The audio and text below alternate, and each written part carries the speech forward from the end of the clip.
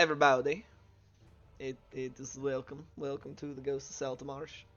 And we're here for another session. I realized that everybody can currently hear the the music I have going for Tailspire. This is fucking intense combat music. It's cracking me up. But good evening. Welcome to another session of this here Ghost of Saltmarsh. I am Ian, as it says right below my chin. I'm the dungeon master of this here champagne. These gentlemen all around me, some of whom have the knob in their eyeball of their mace. Yeah, you heard me. I'm just looking at his screen, just fucking right in that eyeball. But they're your players, your heroes, your vagabonds and vigilantes. Yeah, don't look at me like that. There was a man murdered in a jail cell. That is vigilantism at its finest. But that was a while ago and not important right this moment. So, one brief announcement, at least on my end, before we get started, which is we have the good old, we're still doing our charity drive for Extra Life, which is a charity that benefits children's hospitals across continental North America, meaning namely the United States and Canada. So, and specifically will be benefiting the Children's Hospital of Atlanta as they seek to build, I believe, a new hospital. Oh, they're not building a new hospital? Okay, never mind. They're not doing that. No. I'm not saying no to you. I was like, what are you shaking your head for? Oh, God. No, okay, so they are building a new hospital. Correct. To help sick and injured kids. Yes, you're shaking your head. You're freaking me out, man. I was like, oh, God, I'm spreading misinformation. Oh, shit. Yeah, they're helping sick and injured children. It's a good cause. And not only do you feel good and you're helping these kids out, but you could also win something cool, some cool stuff that we're giving away, like a digital copy of Tasha's Culture and Everything at $1,500, a SteelSeries Gaming mouse at $2,500, and finally at the very end, a SteelSeries Gaming keyboard at $3,500. So, you should click on that link that's like down below us on both the YouTube and the Twitch, and go check that out. But other than that, does anybody else have anything that they would like to say? Word of the day, anything fun and exciting? What you're thankful for? Word of the day is platypus. Your letter to Santa. Those should be going. This probably should have already gone out already. Quite frankly, we're already halfway through the month. So if you haven't sent it now, you're kind of fucked. You are absolutely not. The mail service gets there really quickly. Oh God. Oh God. My internet. Oh, it just tanked so hard. Cody, what are you doing? For bad-mouthing Santa. I'm not bad-mouthing Santa. I'm bad-mouthing the Postal Service. Always made in 12 days. I mean, come on. Oh Lord, our internet is having a hard time these past few moments. Well, hopefully it won't look too terrible. Jesus Christ. That being said, I'm gonna get into a brief recap of what happened last week. So, our party woke up in the morning after some messages were sent, big air quotes, and received, even larger air quotes, to certain individuals who may or may not exist.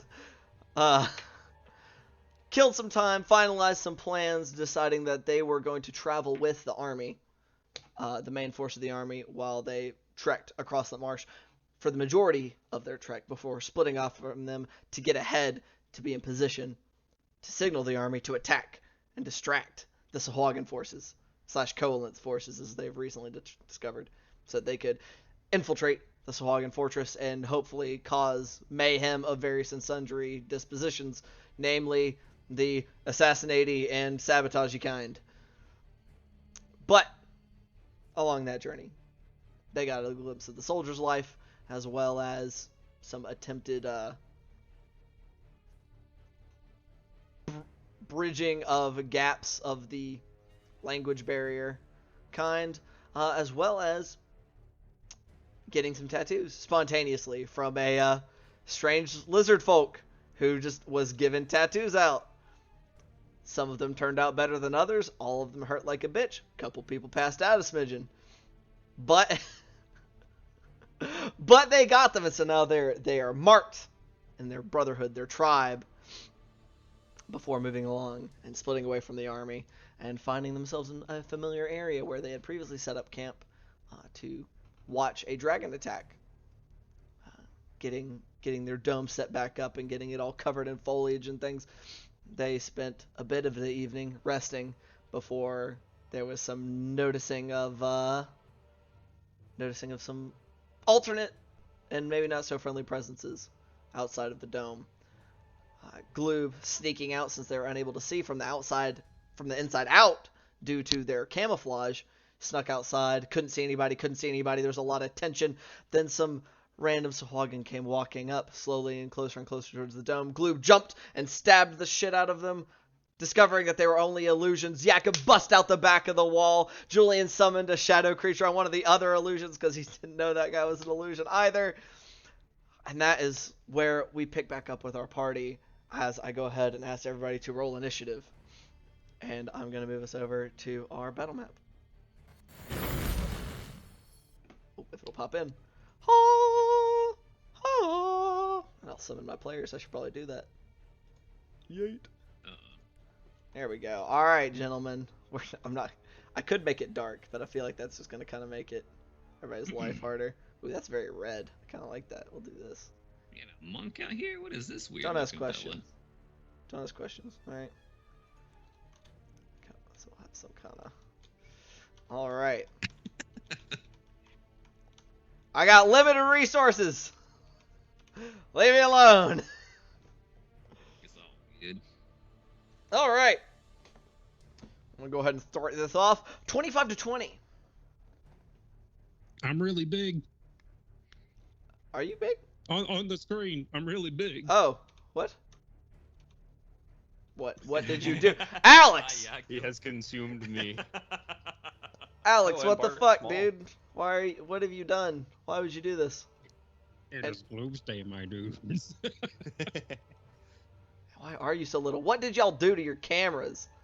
I'm just over here trying to. It's acting like your camera isn't cropped at all. That's what's weird, Jones. There we go. That's right about in there. Kind of shrink you a little bit. Kent, you became omega cropped apparently. What the fuck? There we go, and yours is fixed. I think half the time this is like it'll glitch one way, and then I'll fix it, and then it'll like unglitch, and so then my fix is overcompensating all of a sudden, and that's what happens the vast majority of the time. It's fucking horseshit. Anywho, that being said, did I have anybody in 25 to 20? That's a lot of silence. Okay. Not I. 20 to 15. Oh no. Come on, guys. 15 to 10? 14. 13. 14, 13, 12? Was that what I was hearing? Gloob, buddy. 8. 8! Wow. Okay, so I got Bart at 14. I got Julian at 13. Also, Gloob is switching between being normal sized and shrinking. God damn it. Gloob. The true boss. Why OBS. why are you doing this? You are. It's like it turned off the where's my transform? Oh, and I'm also Uh, like growing in size a little bit. I hate everything about this. Aha! It turned off my fucking scale to inner bounds on your camera. Jones. That's probably why. I fucking hate it here. I hate it here! I want to go home. You are home. That's the You're a secret. professional Son of a- production. Son of a bitch. I hate it here. There we go. You're refixed. What's happening to you there, Gloob or Jakob? Where the fuck you are? I am zooming in just a tiny bit. God damn you. Why must you guys hurt me in this way? Yours is scaled onto inner bounds. Your shit's just fucking up. That's OBS just being a bitch.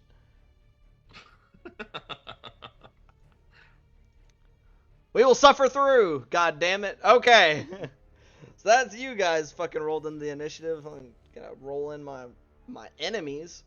So I'm first, sure they won't roll better than us. we got our monk guys. It's entirely possible. that I will roll really ass. Yeah, like that. So let's see. So that's gonna be what are these fucking guys called?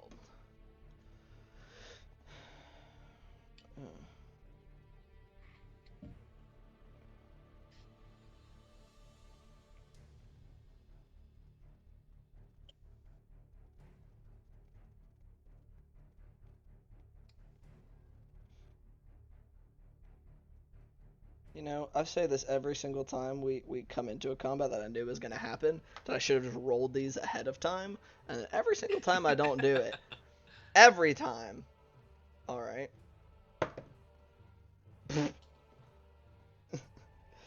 Okay.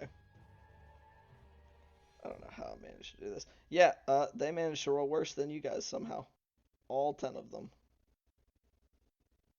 Hog champ. Yep. Y'all were like, oh no, it couldn't possibly. They couldn't possibly be worse. Narrator voice. They were, in fact, worse.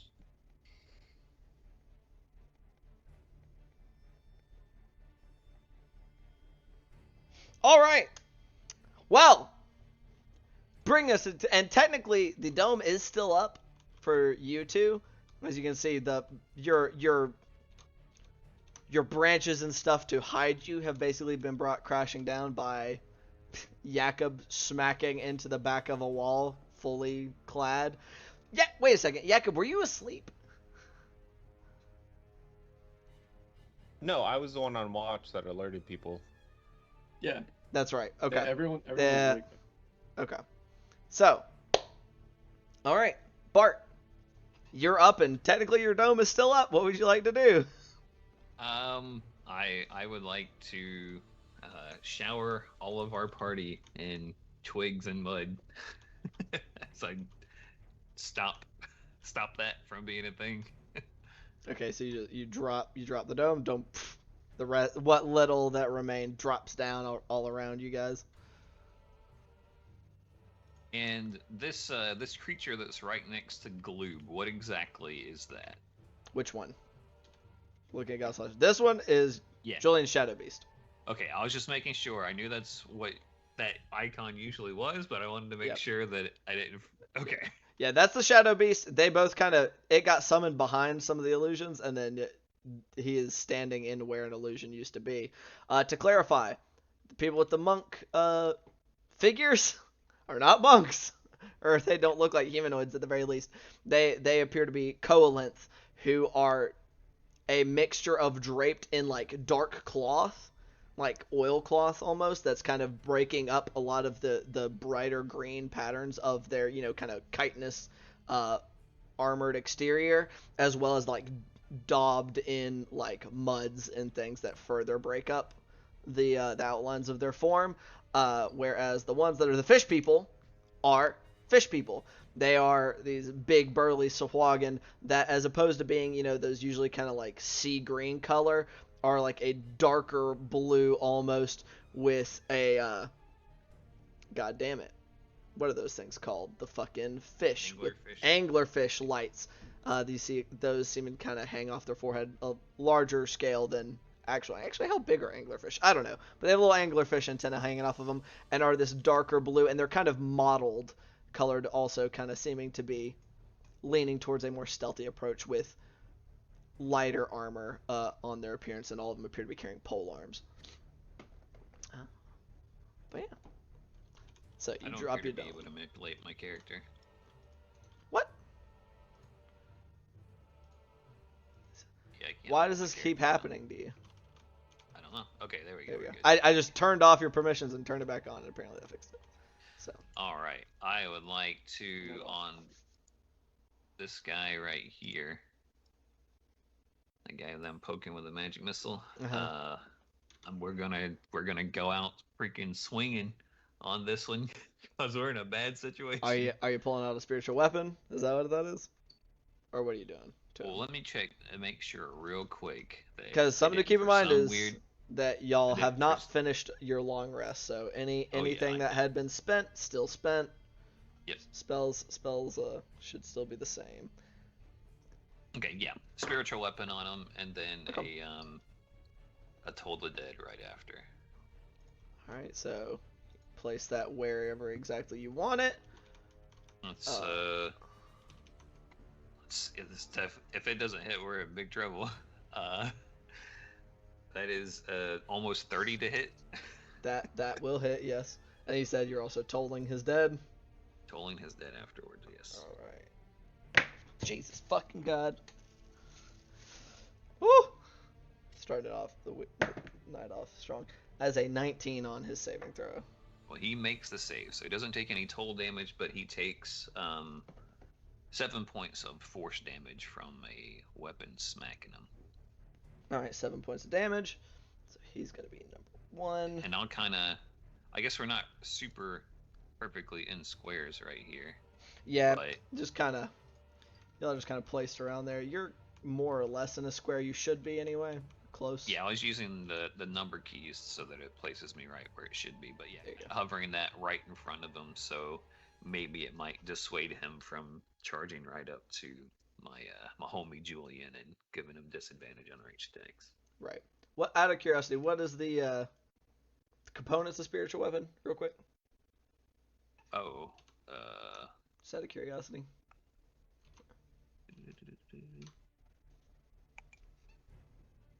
verbal somatic. Verbal somatic. Okay.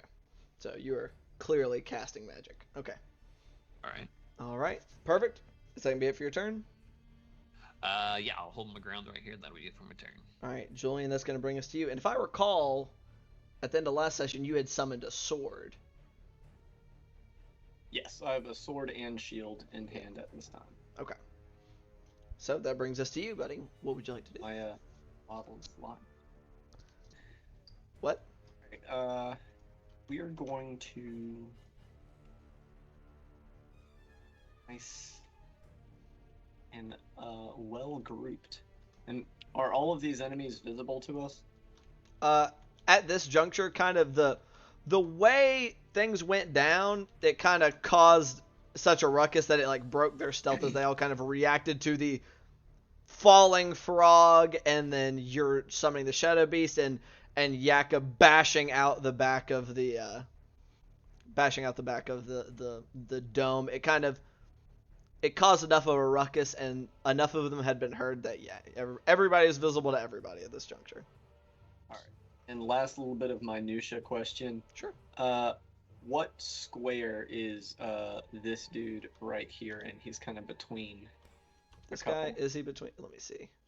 I've been kind of trying to make sure he was.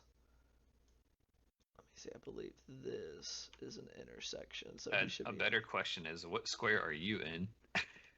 Yeah, you I'm should not on a be. square? He's more like this. Will put him kind of on this little corner piece. Is Alright. in his square more or less, and this guy is in Oh this shit. square, but he's just kind of. within 5 feet. Damn. Yeah. Okay. Right.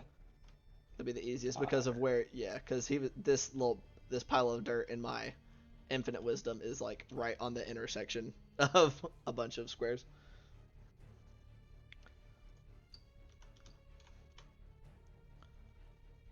Right. That can occupy the same space as that spiritual weapon, correct?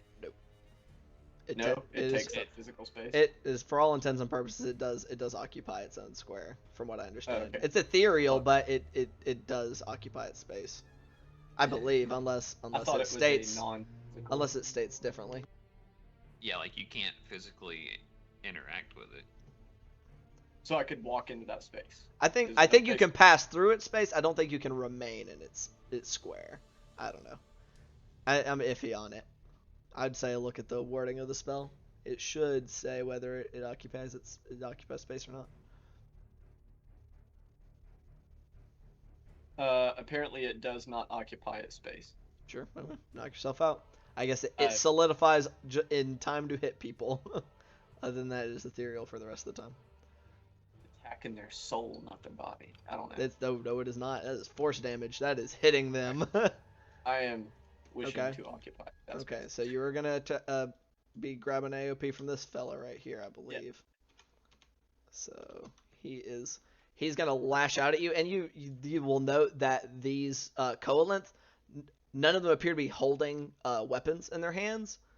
And as you go to step away, he just spears his hand out with you, just kind of pointing it together, and is like going to jab you with his long sharp claws. Gotcha. Out the ends of his hands. Oh, that's the wrong stat block. There we are. And he...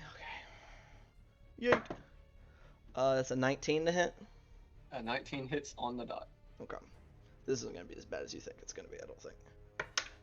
Unless I fucking throw my goddamn dice on the floor. That's going to be 6 points of piercing damage. That could be much worse. Alright. With that. And then we're gonna take a couple swings at Mr. Sahuagin here. This guy right here? Yeah. Alright, go ahead and roll his attacks for me. Same guy. The 16 hit. 16 just hits, yes. Alright.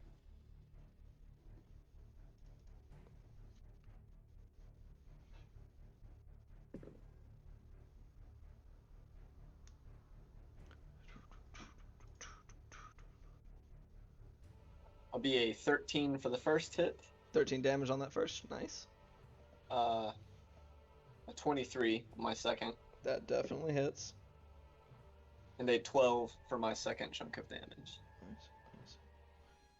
Ow. Okay, nice. Getting 2 swipes off on him, deep, like carving deep furrows, kind of through what the more minor amounts of armor that he is wearing, or it's wearing.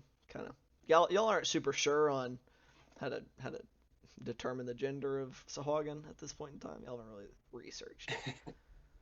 And then I'm gonna have Buddy Boy run here. Okay. And did you determine what kind of spirit you had summoned last time? Yes. Which one? Sorrow. Okay. Same one you summon every time. Because CC is OP. CC is OP. And we're gonna put a bite out on the coalescence that took a stab at me. Okay, go ahead and roll it.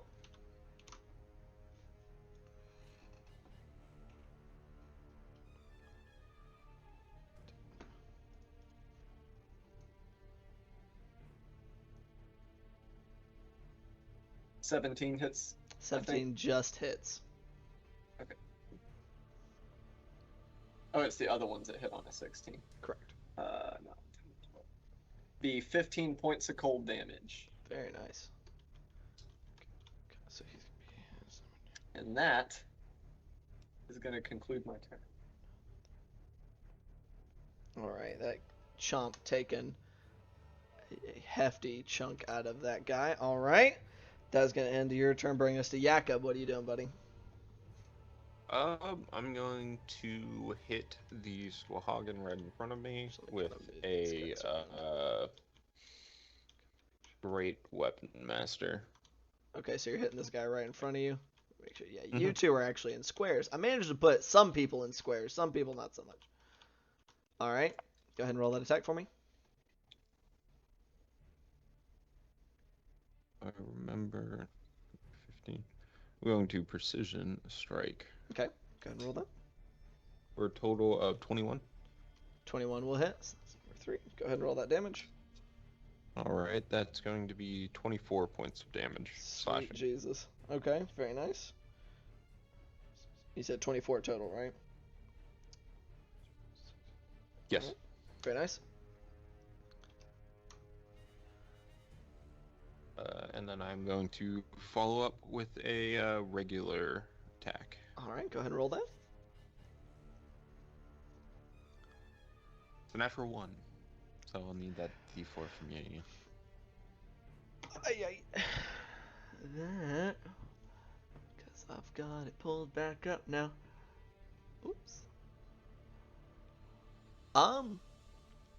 So let's see. You have 2 creatures that are right next to you. I rolled a 3, so you are frightened of one of the creatures closest to you. I'm just going to roll a d6. 1 through 3 is the guy you just hit. 4 through 6 is the guy behind you. Alright, you are now frightened of the man you just smacked the shit out of. With that one wallop as you go for the second hit.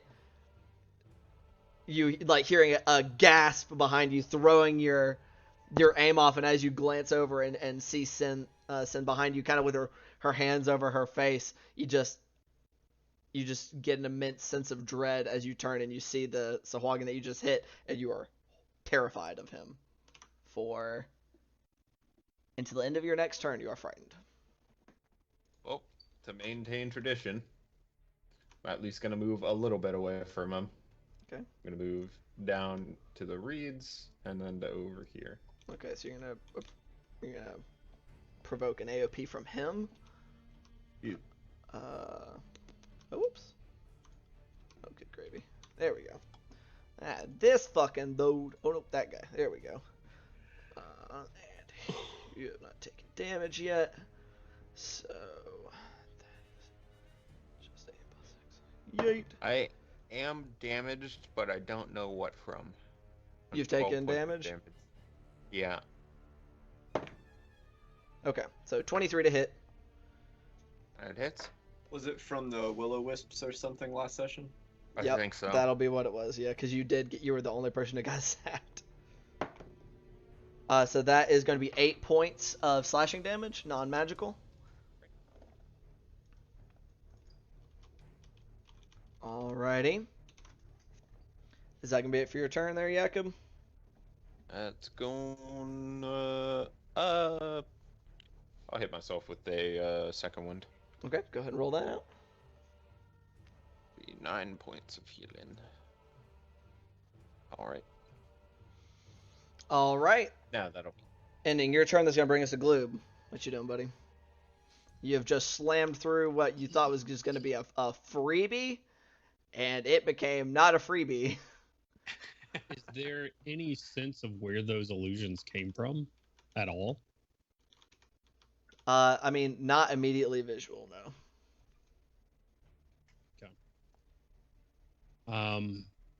They have disappeared almost as soon as like everything started. Like you slammed into it and like crashed through, they gone. Gotcha. And you said they were Sahuagin, right?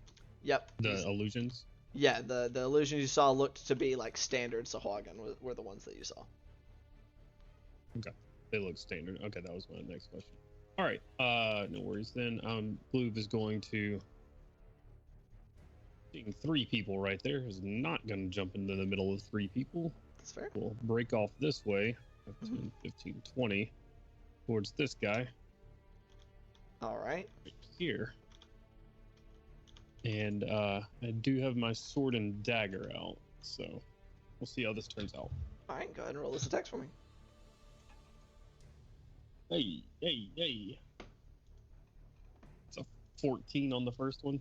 14 misses, unfortunately. So you going in with Captain's Authority, it just kind of palm blocks it. Just you go into lunge and just bats it off to the side. I'm gonna try to hit him with the dagger. All right. Worse. Jesus Christ. Just palming it off to one side, and as you come in with the dagger, it just brings up one knee, kind of knocking your hand up and off course. That's unfortunate. That's it for my turn. Okay. And the Yellow's turns, that unfortunately brings it to all of their turns. So, starting off with our Sahuagin friends, because they rolled better. First is the one that's gotten smacked a little bit. He isn't feeling too great about that, and you look a lot more physical, Julian, and you're bleeding. So, you see kind of like you can see as you've stepped up and have hit it, and you can see as its eyes glance down at where you're bleeding from getting stabbed, and you can just see like its pupils just kind of like dilate in a familiar way. Oh no. So attack number 1 with its glaive. That is going to be a 22 to hit. That hits. I'm gonna shield it. Shield, what's that bring your AC up to? To 24, 23. right? With your to 23. Is it +4 or +5? +5. Oh yeah, it's 20, 24. So that first one, as it would go to make impact, just a familiar arcane shield popping up around Julian. It's still gonna make its second attack at you, which is unfortunately because the shield gonna miss with a 21. Just both times would have snuck under your guard of your shield and your sword, but still, but that magic able to keep it at bay. My blood. It's gonna stay in place. This one, let me check something real quick. Okay, yeah, that's got all of you in it. As all of you are kind of over there looking around, surveying the battlefield, the little anglerfish thing hanging off its head begins to glow, and it pulses and getting brighter with each pulse. I would like all of you to make wisdom saving throws. That fell out of the dice tree.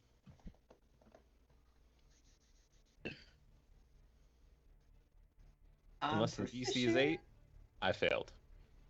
I probably failed as well. Okay. I hope to God I didn't fail. I know I've got a failure with an 8. What was yours, Gloob? 11. 11. Just makes it. Since I myself am blessed because I couldn't hit Gloob outside, a 30. Yeah, Oh. you should pass it. What was yours, Julian? 21. 21. So, That's what I said. I hope to God. Jakob, not only are you scared of that other one, you are now charmed by this one. Oh no. So, yeah, you are charmed until the end of its next turn, meaning you cannot attack it or the charmer. You can't attack the charmer or target the charmer with harmful abilities or magical effects. So I mean, technically you can still attack its friends, but you don't want smoke with that one specifically. I just look at it and go. You're like, you're cool. All the rest of you, fuck you guys, and I'm really scared of you. But you're awesome. You're dope. I like you. This guy, Gloob missed both those attacks, so he doesn't feel like he needs support. So after doing that, he is going to use his movement to get up over there by Bart. Then that brings us to this guy, who you smacked the shit out of and then ran away from. So he's going to move up and around to you, Jakob. That you attacked to get you in the middle of him and a bunch of his buddies, and he's going to make a couple of glaive attacks at you. Is that guy moving up to me? Oh, that's the guy who cast. This one used his little light thing. This guy is running up to Jakob. That's going to be an 18 to hit with the first attack. I am going to use sudden cacophony. Okay, which raises your AC for just the one attack, right? Yeah. Okay. Just the one. So as it comes in to get a hit on you, you see your daughter kind of swoop forward, as you've seen her do a couple other times before, and let out just like what a shrill banshee like screech that just, though he doesn't seem to register her being right in front of him, it registers on some level, and it just throws the course of his weapon off before he just kind of uses his momentum to bring it back around for a second attack. That one is going to be a 23 to hit. Yeah, that hits. Alright. That's going to be another 8 points of slashing damage, non-magical. So that's 1, 2, 3. Bring it around to this guy. This guy's right next to you, so he's going to turn around and make his 2 attacks at you as well, since they've got you boxed in. That misses with a 17 on the first attack, just clanging off your armor. The second attack also missing with a 14. Just this time you're able to just parry it off to the side after the first one like scraped across your back armor. You get around and parry that one off to the side. I'm going to riposte. Okay, that attack is at disadvantage. Was that the charmer? No, that is not the charmer. The charmer's over by Bart. But the attack is at disadvantage because the object of your fear is right there. All right, dice. Didn't fail me. Nice. That's going to be a 23. At disadvantage? Yep, I rolled a 15 and an 18. That'll do it. Okay, that hits. Go ahead and roll damage. And that was which guy? That was him, so number 4. 15.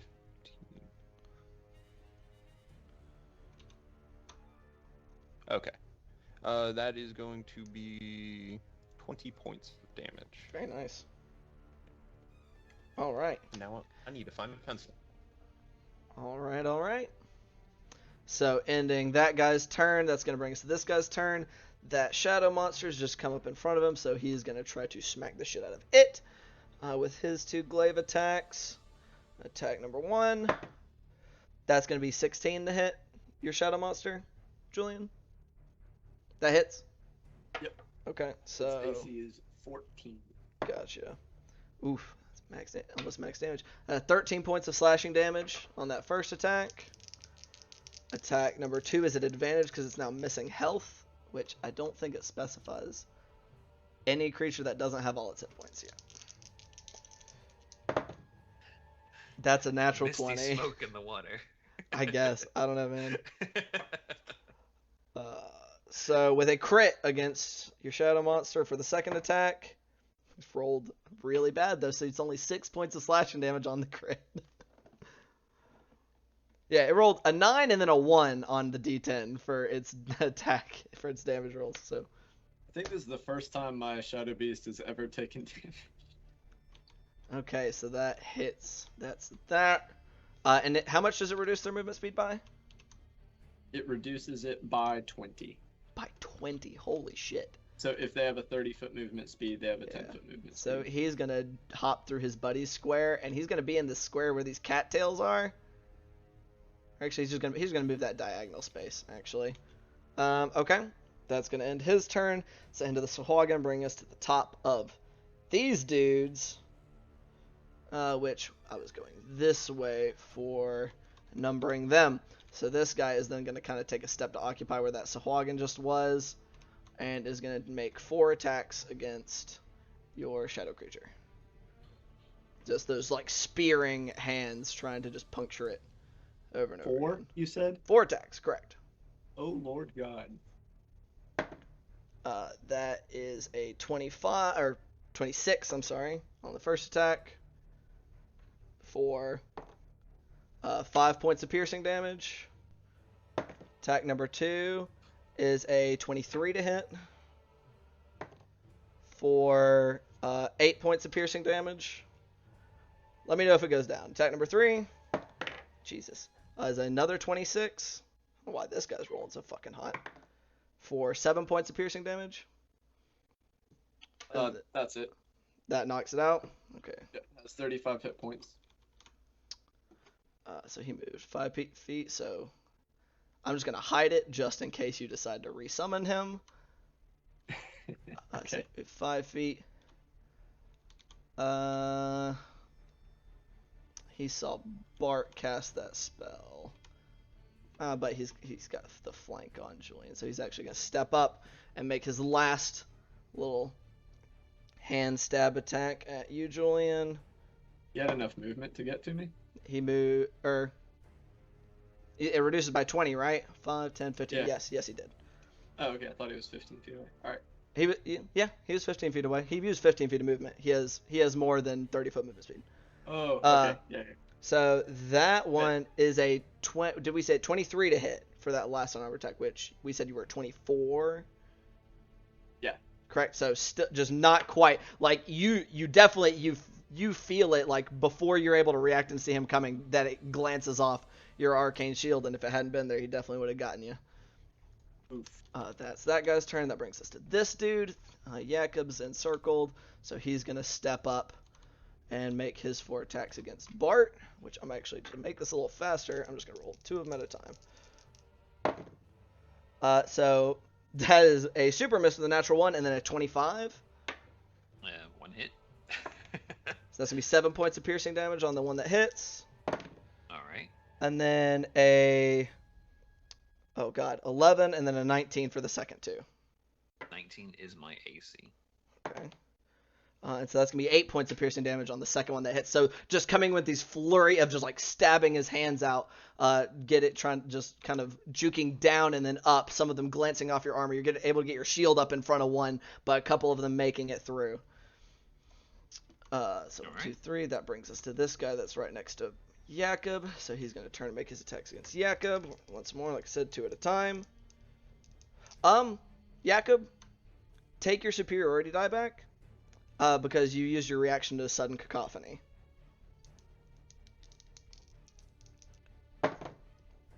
Both of those first two miss with a 17 and a 12, just scraping off your armor.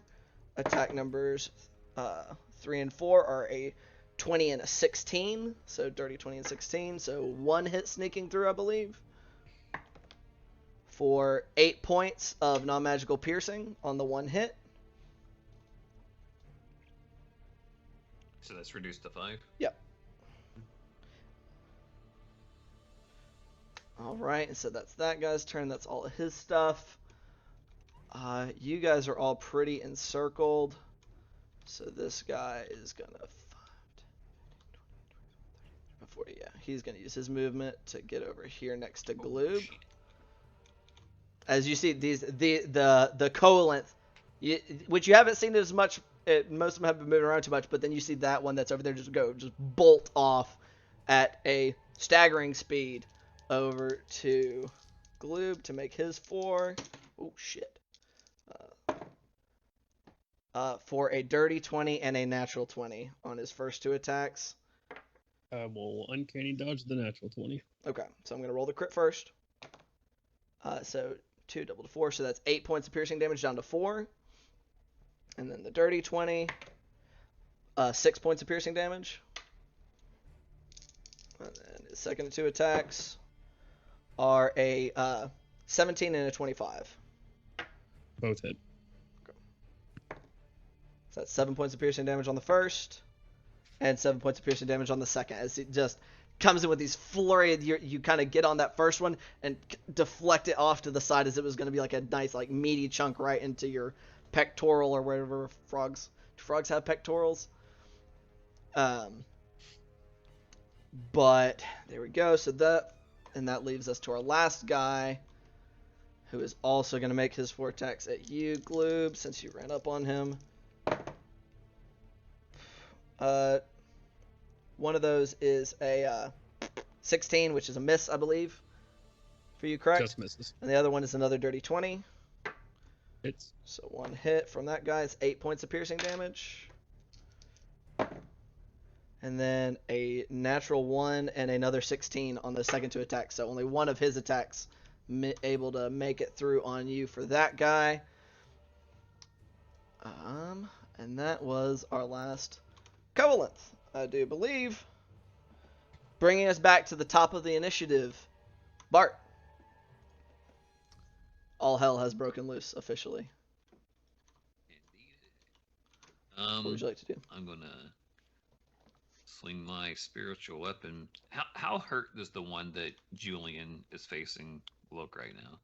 He looks a little roughed up. He doesn't look like he's lurching. He doesn't look like he's about to be down for the count, but he definitely is. He's a little bloodied up. All right. I'm gonna move my mace behind this guy. That was a. Well, no. I'm going to keep going how we're going and try to smack that dude in front of me with a spiritual weapon attack. All right, smacking the same guy. Yeah, the same Sohagen that's next to it. 24. 24 will definitely hit. Go ahead and roll damage. All right. 8, and then tolling the dead on top of that. So, Okay, so 8 points of force damage. So 8 points of force damage. Let me roll his wisdom save. That's a failure with a 6. 9 and 9 for 18 necrotic. So 18 and plus 8 was the first hit. Right. So for a total of 26 points of damage. Whew. Yep. That definitely roughed him up pretty good. Just slamming into him, and then even as he's recoiling from the hit from the spiritual weapon, just that bing bong as he grabs the side of his head and just gripping it in pain. All right. Okay. That is my turn. I'm going to stay right there. All right. That is going to bring us to Julian. You are quickly being encircled. Like to cry as a bonus action? As a free action, my guy. Even better. Then, how were those attacks he just made against the same one I was fighting? That was the against the initial one that you hit. Yes. You've seen this same guy get smacked by the spiritual weapon twice. He's taken some necrotic damage from that. Toll the Dead, and you've sliced him a couple times. How he looking? He's definitely he is now officially looking like in the bloodied category. He's not Mortal Kombat wobbling yet, but he's looking worse for wear. All right. Well, we're not gonna take chances. Sure. We're going to hex. Okay. Hex, not Hexblade's Curse. Yeah. Okay. All right. He is Oh. hexed. And then take 2 swipes. Gonna light him up just for ease of reference. Okay. Make this text for me. Hold on, I have the wrong thing pulled up. Oh, there we go. Okay. 24 to hit, 24 will definitely hit. and another 24. Both hit. Go ahead and roll damage.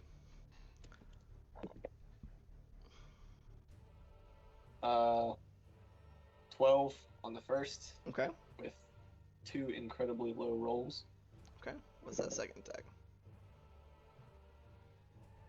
14 on the second. 14. So a total of 26 points of damage. Yes. Ooh, he is looking rough, but he is not quite dead. Oh, Jesus Christ. Okay. All right.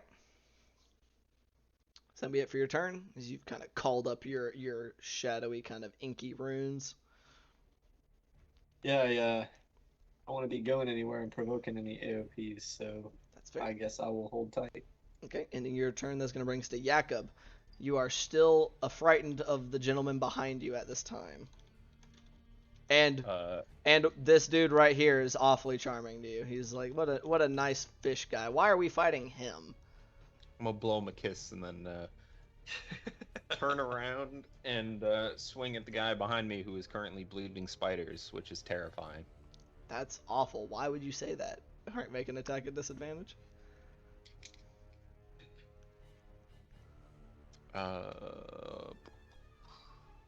I am unfortunately going to have to precision strike once again. Okay. Which I guess makes sense for being a disadvantage. We'll bring it up to a 19.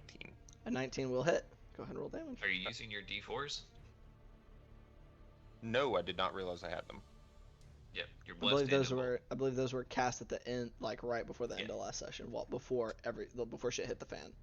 So Well, it's probably sure. like there's like a round missing off of Emboldening Bond, but then Bless got cast as everything went down. I got bless. What? think- Is it possible to use that instead of my precision strike? Because I didn't know I had it. Sure. So Thank subtract you. whatever your precision strike was and add your d4s. Okay. It will bring it up to 17. 17 will still hit. So it's 2d6. 7 plus 12, I think, is the total. Can you 19 double check that? is 19 the total for the damage. No, 12 is the total. Oh, the damage. I thought you said 7 plus 12. Okay, so 12 points of damage on that first attack. All right. Mhm. Taking a slice out of him. Very good. How was he looking? He's roughed up, but he does not look on the brink of death. Like he looks like he's taking a bit of a beating, but he's still good to go. He's still in the fight.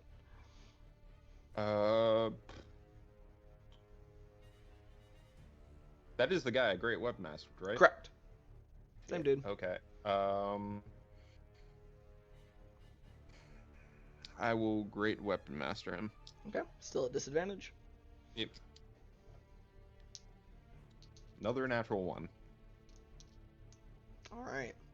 So unfortunately, that one just, even as you're bringing down your sword, and what would normally be like an attack that you've seen split people in half. You see those spiders out of the corner of your eye, and it makes you flinch a little bit, and so between the flinch and his move to deflect it, it just lands in the mud. Okay, and then I am going to Action Surge Okay. and Great Weapon Master the Colinth. Okay. Still at Twice. disadvantage. Both attacks at disadvantage. You get a blessed die to each of those though. It's gonna miss with a total of 7. 7 does miss that first one coming in, and he just kind of like claps it in between his hands as it comes in just right for the face before you yank it back up out and go for the second attack. This one's going to be a normal one. Okay. Of course, the normal one I roll incredibly well. With the 25. 25 will definitely hit, even at disadvantage. I'm going to menacing strike him. Okay. And that's a wisdom save, correct? Yep. Okay. DC 15? DC 15 wisdom. I mean, their wisdom isn't bad. Let's see. Woo! Nope, that's 16. an 8. That's an 8. Having decent wisdom don't mean shit when you can't roll worth dicks. So that is going to be 15 points of damage. 15 points of damage against him, and that was number 3. Okay. That was number 4, I believe. Because I did a regular attack, I did a great. No, I'm counting my okay. which guy that is. Sorry. Okay. You said 15 total points of damage. Yep. Very nice. Okay. Good stuff. That is all I can possibly do this turn. All right, that is going to end Jakob's turn. Gloob, that's going to bring us to you, buddy. You now have 2 dudes pairing off against you. You've been able to deflect some of their blows, but some of them are still sneaking through, and they're nickel and diming you. Okay, I got 2 questions, mechanics questions. Yes, sir. One for, I think it's called 2-weapon fighting. Mm-hmm. I think it's what it is. Am I required to make my primary attack first? Yes, I believe, because I think you have to do the weapon attack with your main hand to trigger the ability to make the offhand attack. Okay, all right. Then that nullifies my second question. I am going to bonus action disengage. Okay. And flip around to this side. Very nice. Okay. Not 10 feet in the air. Making your way through the cattails, yeah. Just kind of shh. Right. And then I am going to make my attacks against this guy. Okay.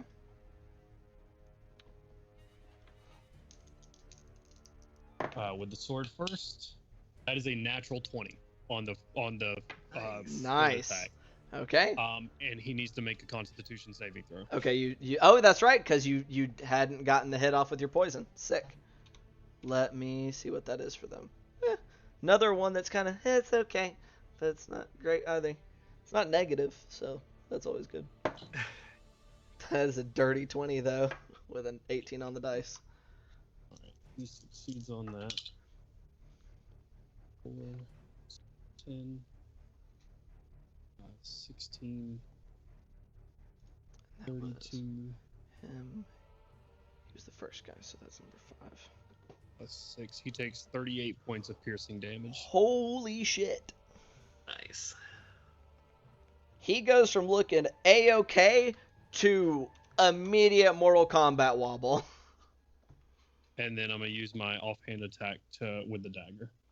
You disengage as a bonus, correct? Oh, is it a bonus action to do that? Yeah. You got to use your bonus to do that? Yes, sir. Oh, shit. You're right. So you stab the shit. Like, you came around, and before he could even get all the way around, he's kind of coming up with his arms over, and you just, like, spear him with your rapier, like, up through, like, rib cage, and you see it kind of pop up out of his collarbone, and you whip it back out, and he's immediate, like, coughing up blood and almost collapsing into the mud in front of you, but not quite.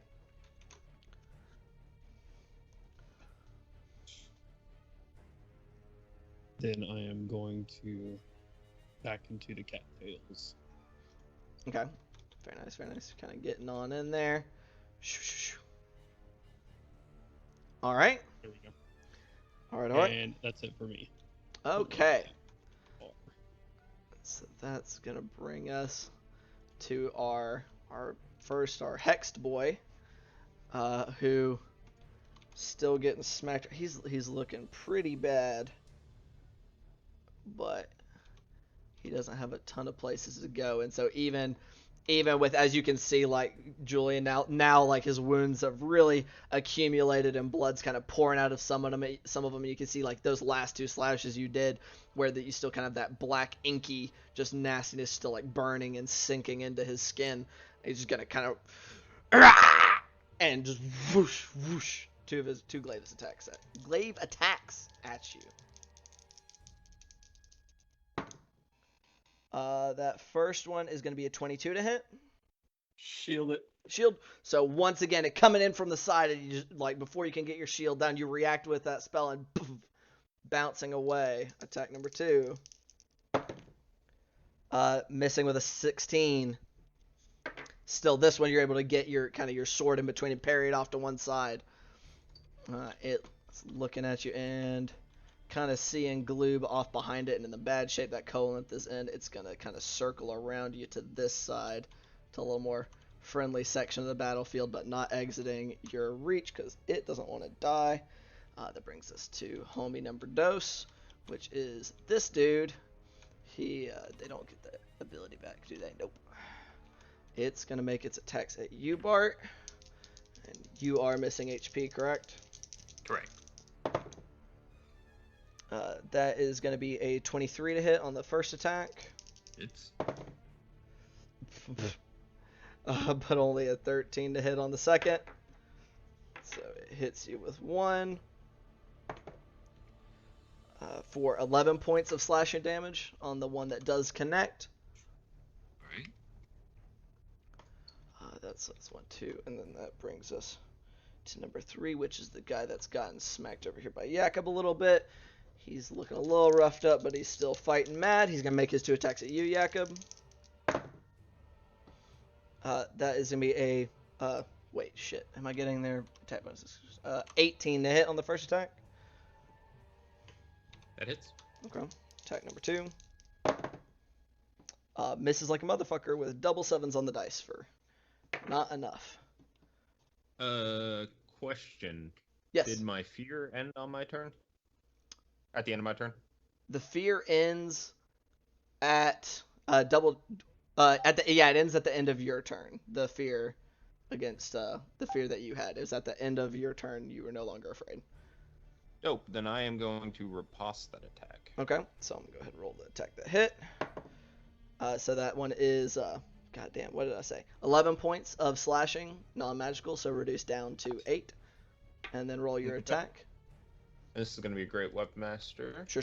Not at disadvantage because your fear's That's going to be 30. Oh yeah, 30 hits. Holy shit.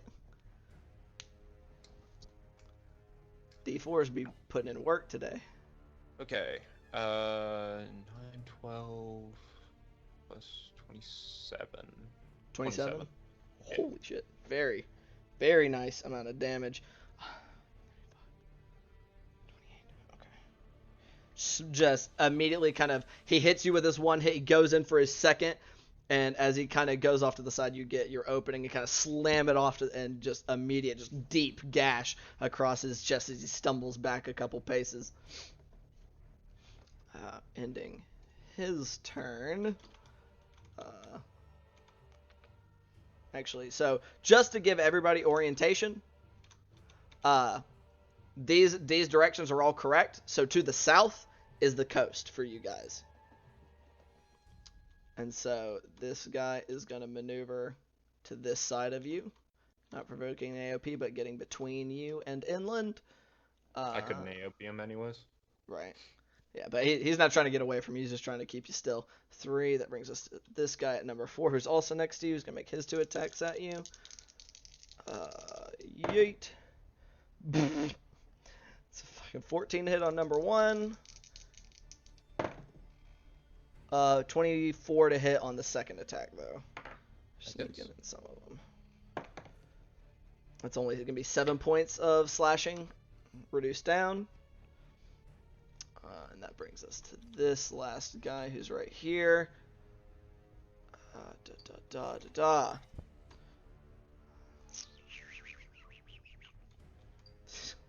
going to scoot up into these cattails, but not, on top of them in all actuality. He's just going to shove his way through and take a fucking crack at the magically shielded Julian.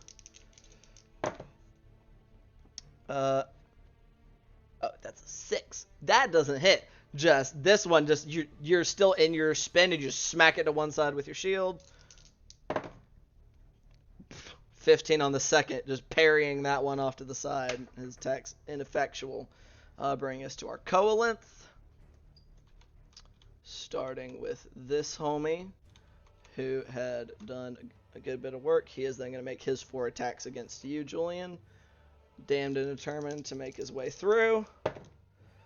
That's a dirty 20 and a 21 to hit on his first 2. Which don't hit because your shield is still, correct? You're shielded until the top of your next turn. Exactly.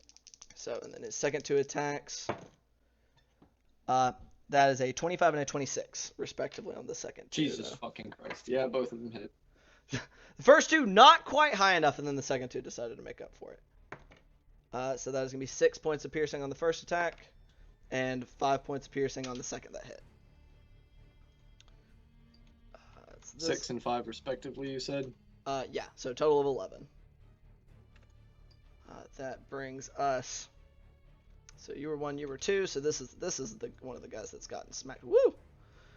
He is still going to try to work down Bart with his 4 attacks. So first 2 are going to be a 21 and an 18. You're muted. Hit and miss. Hit and miss. Okay, 1 hit. It's going to be 8 points of piercing. Second 2 attacks are going to be an 11, which definitely fucking misses, and then a 23 for That another miss and a hits. hit. A lot of 50-50s when it comes to you. At least 5 points of piercing on that second attack, or the second one that hits. All right. 1, 2. That brings us to this guy that's been smacked by Jakob, and he is feared, correct? Jakob? Until the end of his turn or the top of your next turn? Which is it? Top of my. Top of your next turn? Okay. Wait, let me double check the. I mean, either way, his attacks for right now are being made at disadvantage. So what he's going to do... My next turn. Your next turn? Okay, so he's going to make his 4 attacks all at disadvantage. So first attack at disadvantage, 10. Second attack at disadvantage, that's a 14. Third at disadvantage, 9. And fourth at disadvantage. This is double 18s on the dice. So 25 to hit on the very last one, which he's going to hit you for 7 points of piercing damage reduced. And let me double check his ability.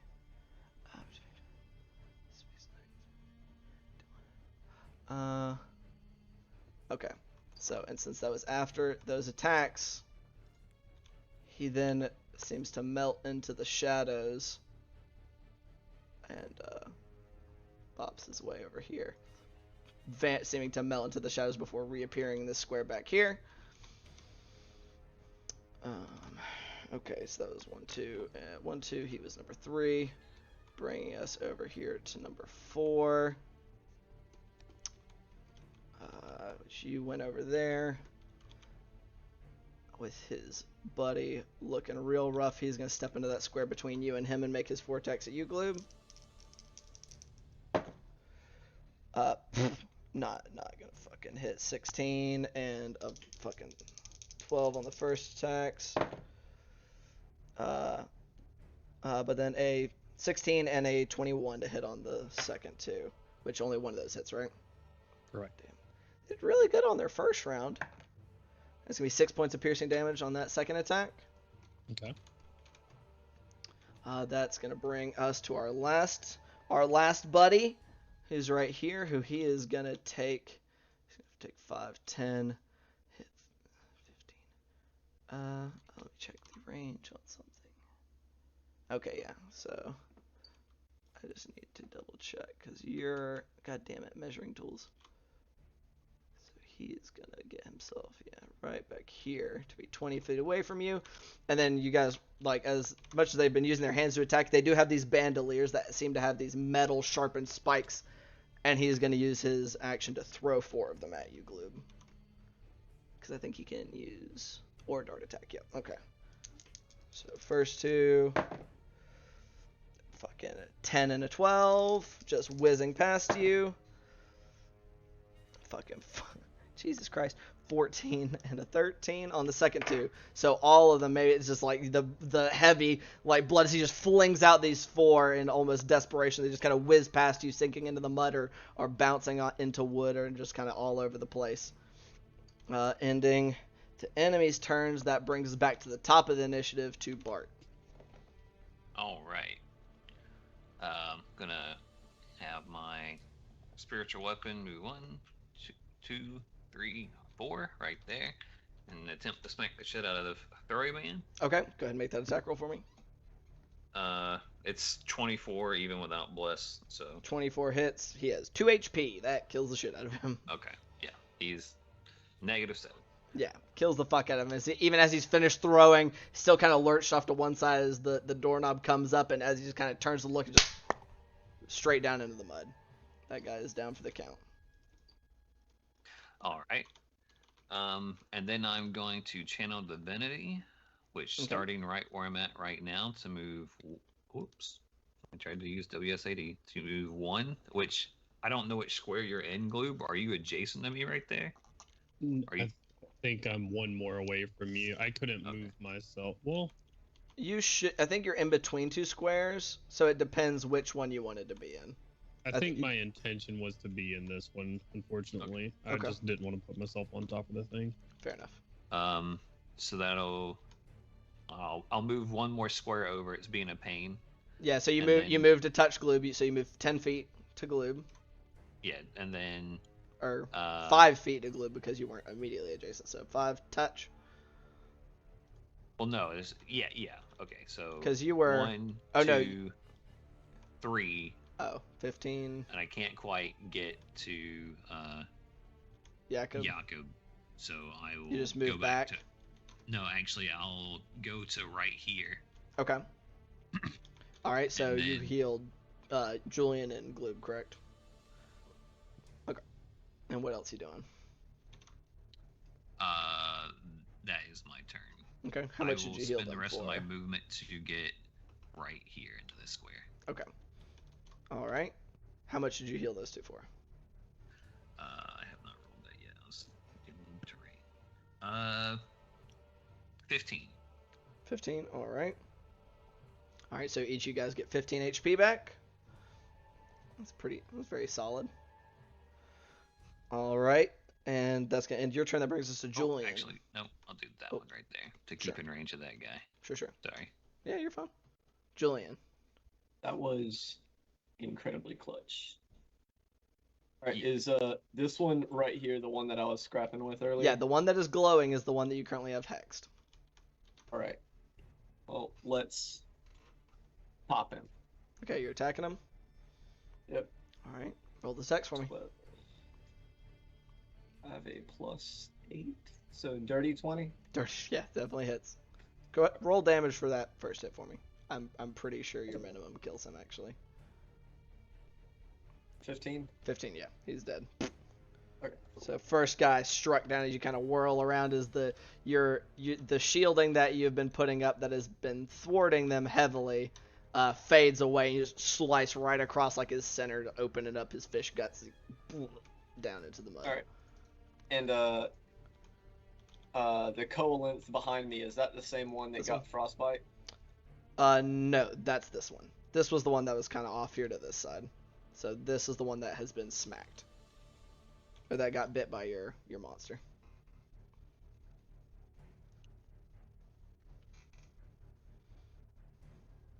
You're muted, buddy. It doesn't look particularly perturbed by that bite, or did that bite Yeah, it perturbed him. Like he's not wobbling, but that hurt a lot.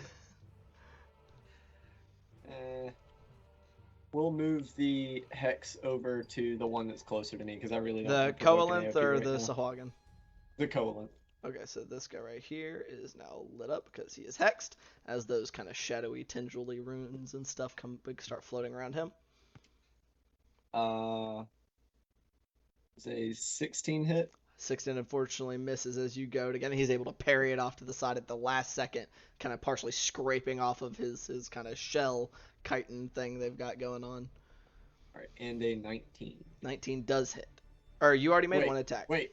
Yeah, never mind. Yeah, you already Never made one mind. attack. So second attack that you kind of turn around as you like in transit as you're kind of transferring your hex over, gets parried off to the side. Still Trying to get that third attack in. Sorry. Starting to will. No, you're good, man. All right, is that gonna be it for your turn there, Julian? Yeah, we still try not to get AOP'd, so that is yeah. very understandable. All right, Jakob, that brings us to your turn, buddy. You're still kind of surrounded, but not quite as surrounded as you were previously. Okay. I am going to Great Weapon Master the one that I've been hitting. Okay, go ahead and make that attack roll for me. That's gonna be this dude right here. Mm-hmm. That's gonna be 16. Yes, 16. 16 does just hit. Go ahead and roll damage. That's going to be 20 points of damage. 20 points. He is looking ill. He definitely been getting rougher and rougher, but that big hit right there kind of takes him almost down to one knee before it gets back up, kind of heavily listing to that side where that attack just hit. Okay. Same great weapon master against him. Against him as well. Okay, go ahead and roll that attack. 18. 18 does hit. Your minimum damage will kill him. Hit 8 HP. So this time, coming down the first time, bringing it back over, cleaving down in that exact same spot, whipping it out, and imagine using your bonus action attack. Yep. All right. Go ahead and roll that for me. 1 second. I'm gonna move after killing him 5, 10 to this corner square. Okay. So you're still adjacent to this guy. Yep. And I'm gonna bonus the hit this guy. total length. Okay. Yep. All right. Go ahead and make that attack for me. This is great weapon That master. is also going to be a great weapon master. Okay. Go ahead and roll it. That's number 2. 21 plus 3, 24. Yeah, 24 will hit. Go ahead and roll damage. 7, 22 22 points. points. Yeah. Okay. Doesn't quite kill him, but he is looking not healthy. Kind of just bringing your sword up through his back, like blood, like weird, not quite like, not red blood like you guys get, more kind of that like blue clearish that a lot of fish kind of seem to have. It just goes flying, that blue purple kind of goes flying everywhere. Alright. Alright. That'll be it for me. That'll be it for your turn. Alright, that's going to bring us to our last player, Gloob. You're over there, you got a little boost of HP, but you still got some enemies over that side.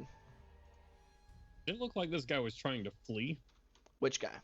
Or is he still standing there, just getting some distance to attack? Which one? Talking about the dude who teleported? Yeah. Yeah, this guy. Yeah, he seemed to be blinking away from Jakob, but he is still facing your guys' direction at this time. Gotcha. Right. I'm just gonna turn and face this guy and hopefully hit him. Okay. I'm just gonna go ahead and not going. Nowhere's gonna be better positioning than this, I don't think. So I'm just gonna spend my movement and bonus action to give myself advantage on my attack. Okay. Go ahead and make that attack roll for me. I shouldn't have done it. 17 plus 9, which is 26 to hit. Definitely hits.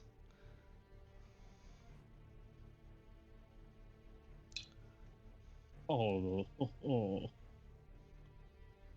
that's garbage. 5, 10, 16 points of piercing damage. Okay. Not hit. Definitely not hitting nearly as hard as you did that other guy, but still be stabbing him up a good bit. These guys don't seem nearly as hefty as the Sahuagin with who they are accompanying. So.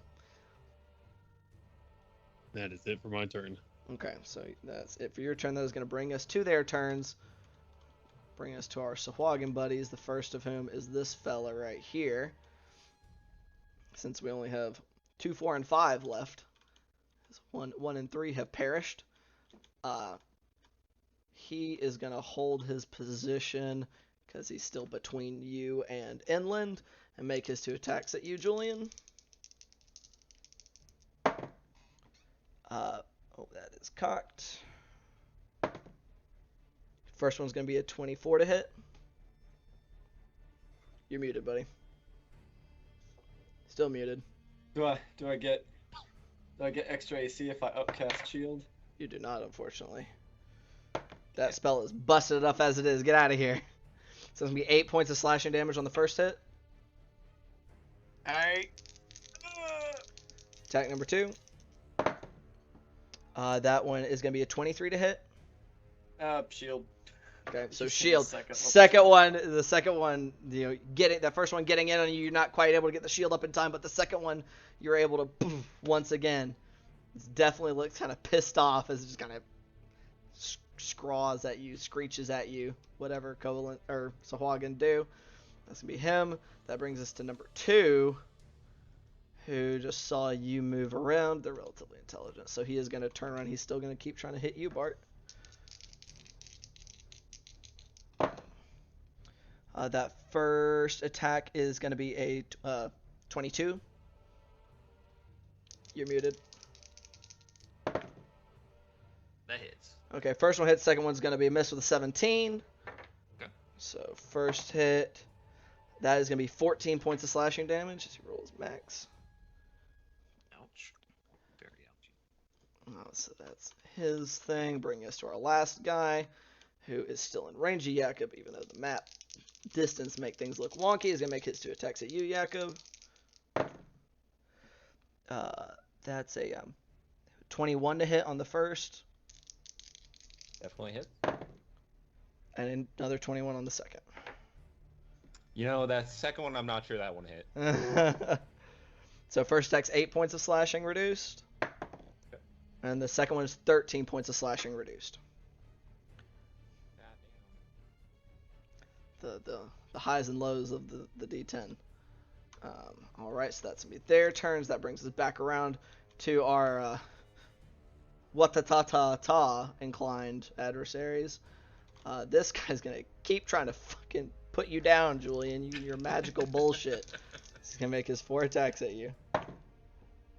First one's a dirty 20, which misses with your 24 AC at the moment. Yeah, that was the closest one. The other one was lower. Second 2. 19, another dirty 20. Of just hiding under a bunker while basically as it just like as it all so many of these would have made it through, like you're spinning around trying to get your weapons and shield around in time, but just that the magical shield saving your bacon. This guy did just get smackarinoed. He is gonna make his 4 attacks against you, Jakob. All right. That's a 17 on the first one, and the first 2 both miss. Second 2 are a 19 and an 18, respectively. Both hit. And I'm pretty sure the equivalent damage of both of those will put me down. Oh, fuck. If I could not lose my D4s. Jesus Christ. So that's 5 points of piercing on the first one. 8 points of piercing on the second. Yeah, Both reduced by, so 8 and 5, 13, reduced by 6. Still puts you down? Mm-hmm. Okay. Jakob is unconscious. Though this guy, even as he does that, he kind of fades into he just kind of blips into the shadows, popping over there. Just seeming to, almost like he's stepping into the dim light and darkness around you as the moon kind of casts shadows, stepping on over that way. So that was 1 and 2. And now we got number 3, who is not feeling great, but he's felt worse. He's going to step up here to kind of support his buddy in this kind of square adjacent to you, Gloob, and make his attacks at you. That is a 9 and a 26. Yes. So first attack, 7 points of piercing damage. Okay. Second 2 attacks are both going to miss. Because that's a 16 and an 11. So that first one, as he kind of throws us in, you parry one hitting you, and the other 2 you just kind of juke around as he just kind of is throwing them maybe a little wildly. Bringing us to our last guy, who is also going to start making attacks at you. So first 2 attacks, Gloom, are 17 and a 14. 17 hits. Okay. Jesus Christ. It's a D4. It should not bounce. 6 points of piercing damage on that attack that hits. Right. Woo, woo. And he's going to keep attacking you. For another 14 and then a 23. I will uncanny dodge the 23. So the 23, it would be 5 reduced down to 2. And as he hits that attack, let me see something here.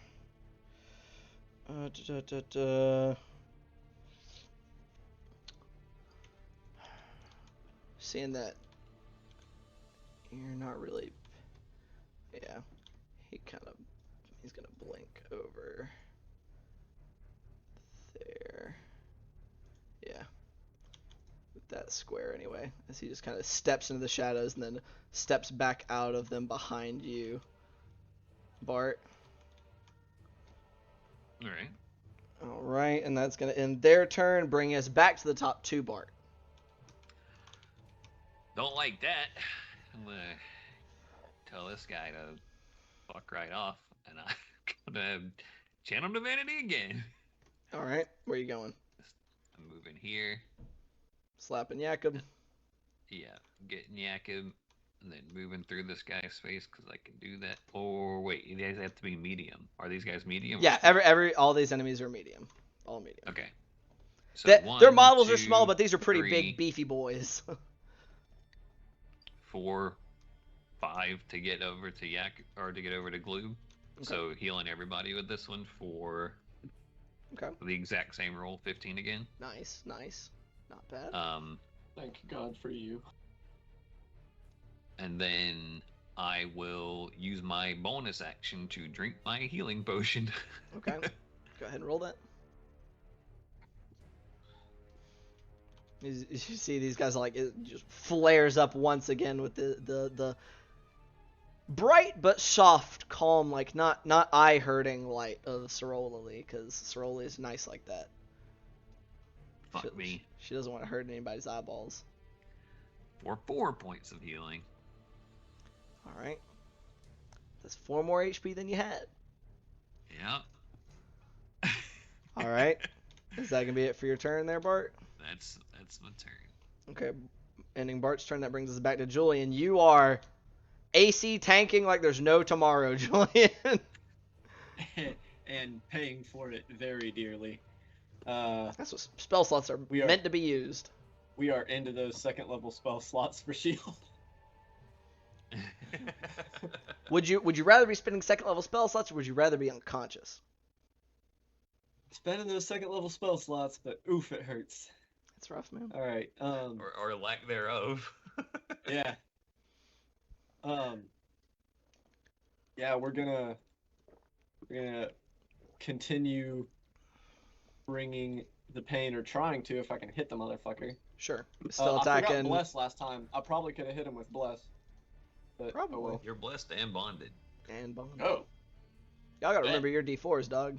that is a natural 20, which is really freaking annoying because that was a 4 on the Bless dice. Okay, and so What this a is fucking waste. still attacking that same dude. Yeah, that is such a waste. Oh well. All right. And super shitty on the damage dice too. I'll be 22 points of damage. All right, and this was unfortunately the guy who hadn't been hit yet. So, but it hurts him bad, but he's still standing. Oh man. Ow. If he was Hexblade Curse, that would have been 2 crits because that's a 19 on the dice. Oh well. Yikes. Nice. It was just a regular hex. Roll the damage. Oh my god, I thought that was a 1. It was a 7. Oh. I was like, Them if I ones roll and double sevens. ones, I'm gonna be mad. That'll be 16 points of damage. 60. He's still standing. Not by much. You get that first big attack kind of throwing him off guard, like opening up his kind of martial artist stance. He's kind of throwing his arms up in the air as he just kind of cries out in pain. And that second one driving home kind of in like to his ribs and ripping it out the side. So he's like gushing blood and probably some things that are supposed to stay on the inside, but aren't at this point in time. Like a can of beans. Basically, I'm imagining crushed raspberries. I was trying to think of something clever and witty that Julian would say after a critical hit, but probably just bestial growling. All right. Does that be it for your turn? Yeah. All right. Ending Julian's turn. Jakob, that brings you back to you. You are conscious, on the ground in the mud with 15 HP. And I stand up for half of the movement Yep. that I have. Yep. Let's start working on the guy behind me. This fella right here.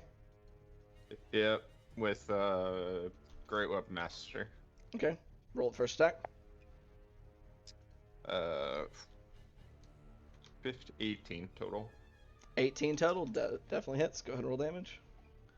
This was the guy that fate saved him HP. 26. Jesus Christ. Okay. So, unscathed up till now. Definitely scathed now. All right. Great Weapon Master once again. Go ahead and roll it. Dirty 20. Dirty 20 will hit. Go ahead and roll damage on that one as well.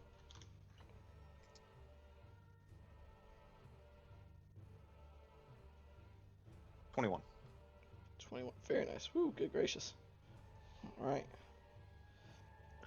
Then as a bonus action, I'm also going to be consuming my healing potion. Okay, you're drinking your healing potion as well. Go ahead and roll it.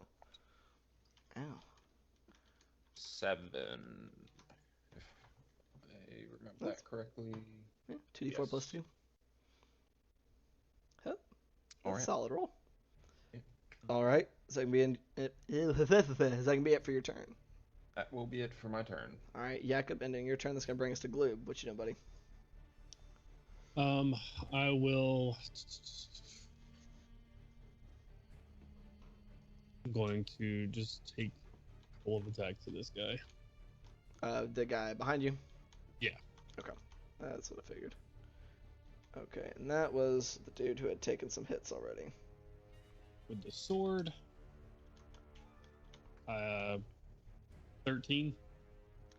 13? And yeah. Unfortunately misses. Just even as he is a little, definitely looks a little hurt, but he's able to parry that off to the side. With the dagger. Much better. 22. All right, 22 does hit. Okay. 3, 5. Is that right? Because this is just the D4. Well, plus sneak attack. Oh, yeah. It does apply sneak attack, that's right. I don't remember my rolls right here. 3. I don't remember one of my d6s. 3 plus 4 is 7 plus 2 is 9. Plus 4 is 13 points of damage. Okay, very nice. Very nice. What did I say that was? I think that was number 3. You said 13? Yeah. Okay. Ow. It's my offhand attack, so I don't get my dex to that. Correct. So, And as he parries it off the side, kind of gouging out a big gash in his side, so it's still flinching off.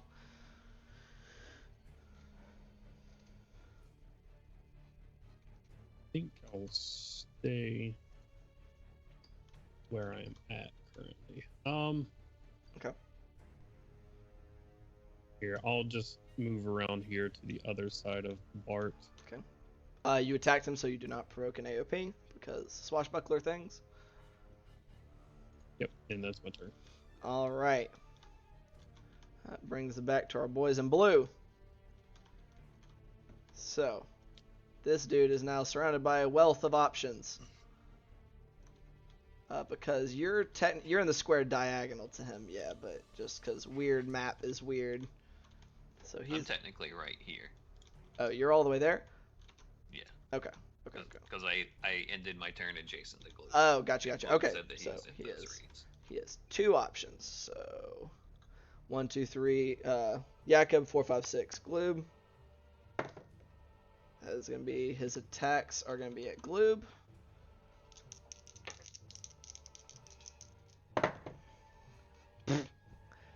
First attack whiffs with an 11. You just duck right up under it. Second attack.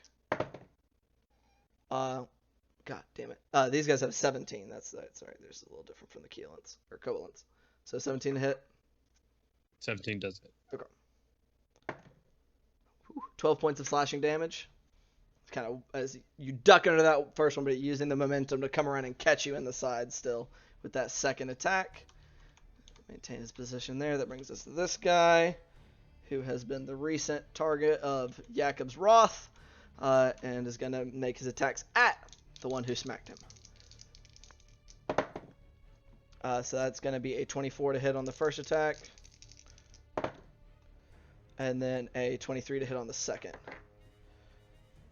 It's going to be 8 points reduced on the first attack, and 10 points reduced on the second. So total of 11. Total of 11. There you go. Is how much you would take with your reduction. That's those. That brings us to this last guy, who he is gonna drop himself down. He's gonna see if changing his positioning a little bit alters his favor. Trying to hit this shark bastard.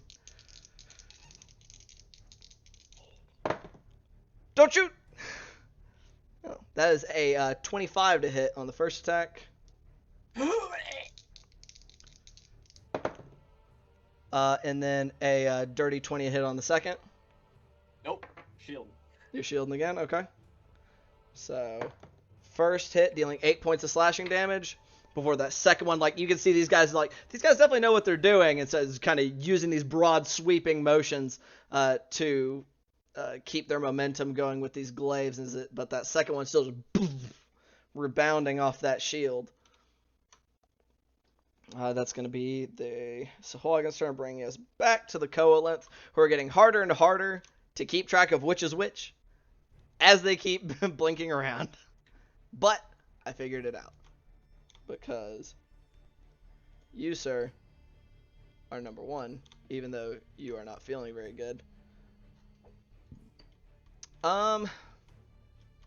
Which, with the square he's in, he has 2 targets available, and he's had a very hard time hitting you, Julian.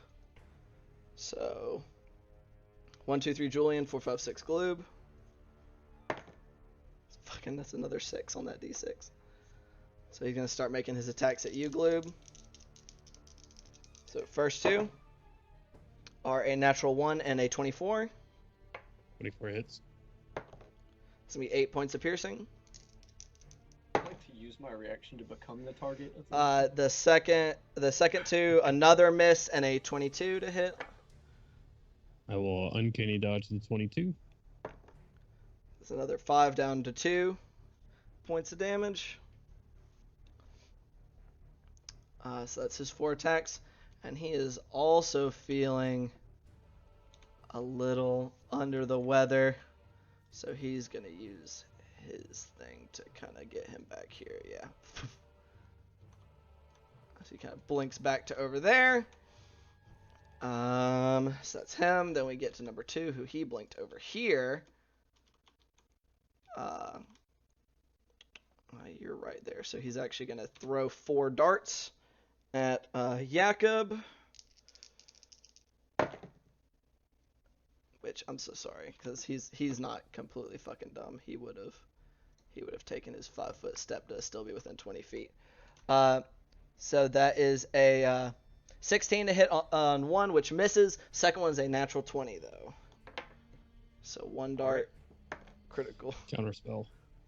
That's going to be 8 points of piercing reduced down to 5. As he chucks 2 more. Another miss with a 10, but another hit with a 26. Yeah. It's going to be 7 points reduced down to 4. Okay.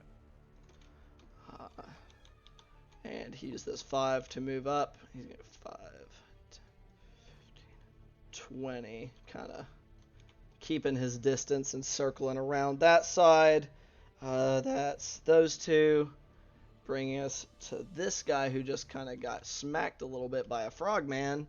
But now has a halfling in front of him. Is going to make his attacks at Bart. Alright. That is a dirty 20 and a 25. Both For his hit. first 2. It's going to be 6 points of piercing on the first. Alright. 5 points of piercing on the second. Alright. And then second 2 attacks Okay. are going to be a 18 and another dirty 20. Alright. The 18 misses. The dirty 20 does hit. Okay, that's going to be 8 points of piercing damage. I am down.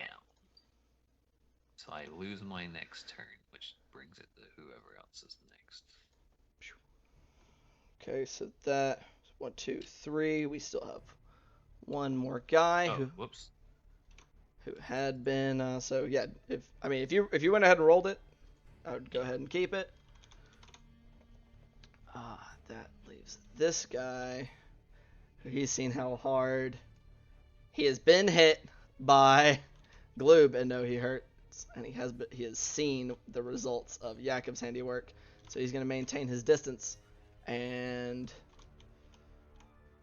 let's see, he's going to choose between the 2 of you. 1, 2, 3 is Yakov. 4, 5, 6 is Gloob. All right, those are his attacks going to be against Yakov this turn. So he's going to throw his darts. The first 2. We have an 11 and another 25. I'm down. All right. So 7 points of damage brings you down, reduced by to 4.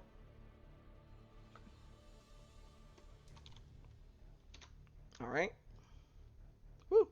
I raised my hand apparently. Whoops. So then he'll turn and throw those next 2 at Bart instead. Or not Bart. I'm sorry, Gloob. Oh, I was like, oh shit. You're down. He's They feeling should okay. Throw things at me instead. Those both fucking miss though, so it doesn't matter.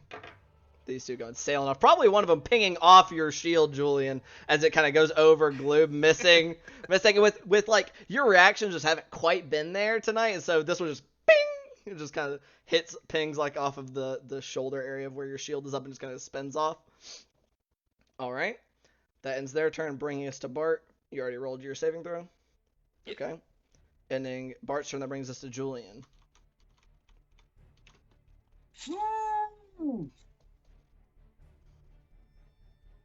I don't like anything about this. We're going to move here with a not so fast. We're gonna Okay, so you provoke an AOP. oh shit, I forgot that guy was there. Yep.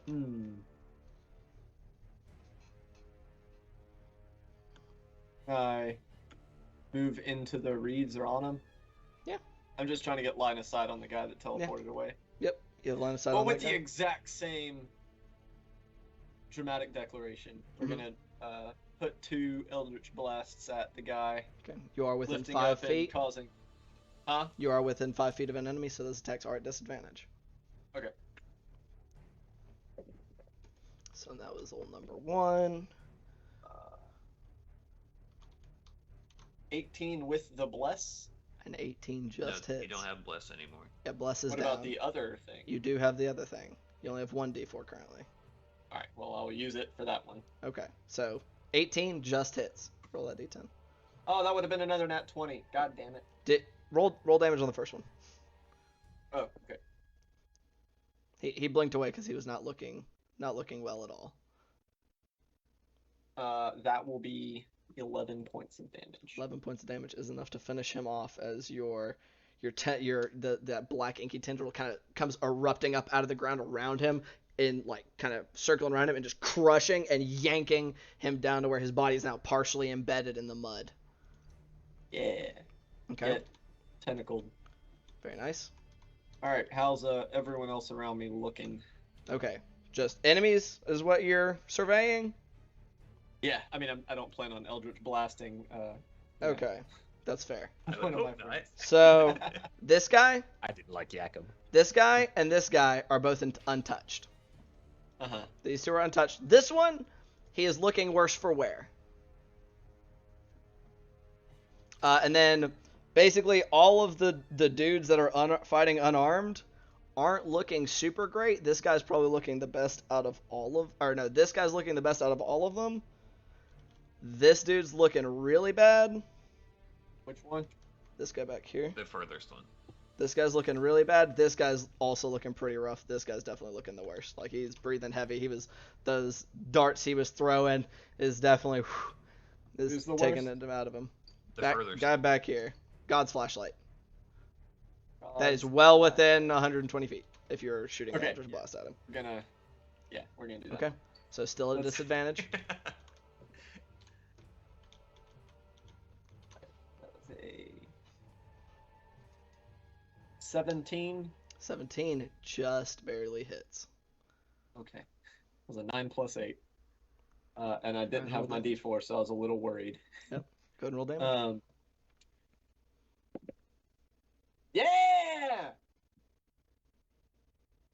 I imagine that's a 15 points 10. of damage. 15? It was a 9 and a 6. Oh, wait, no. I don't get the 6. Fuck!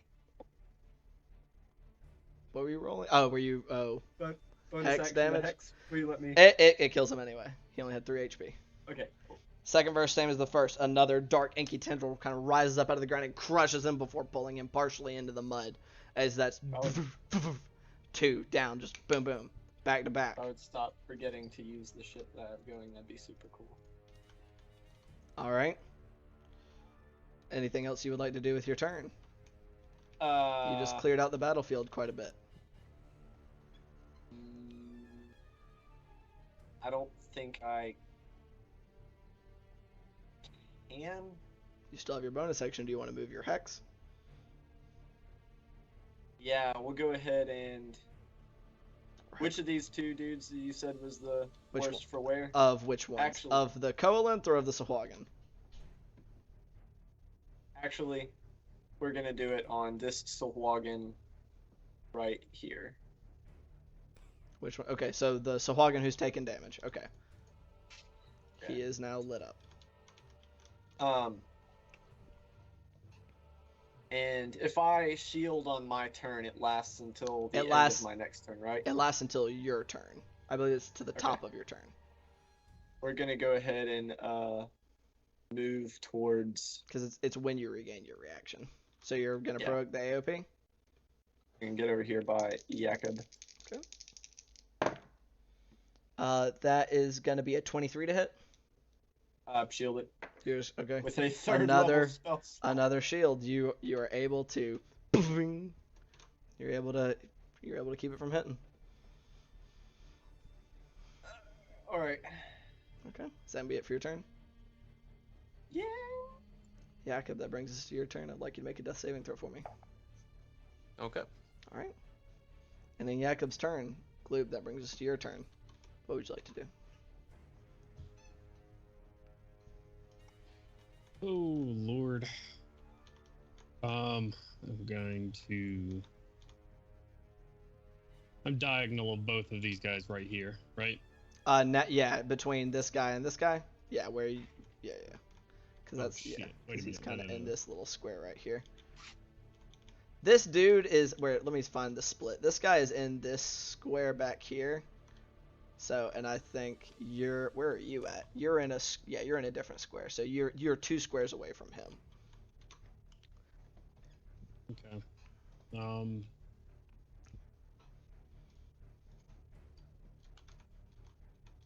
And these two flanking me are untouched, right? Yeah, these 2 have not been hit.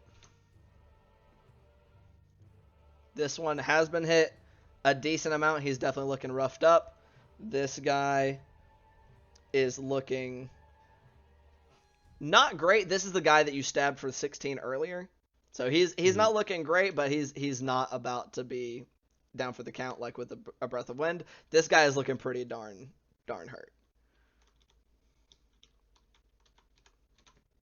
All right, I'm just gonna try to sword this guy in front of me. Okay. Stabbing the Sahuagin? Yeah. Okay. Go ahead and roll that attack. Okay. 12 plus 9 for 21. Definitely hits. Go ahead and roll damage. Shit. Never mind. I didn't save it for the attack. Not bad on the damage though. 8, 12, 15, 18 plus 6, 24 damage 24. on that. All right. And then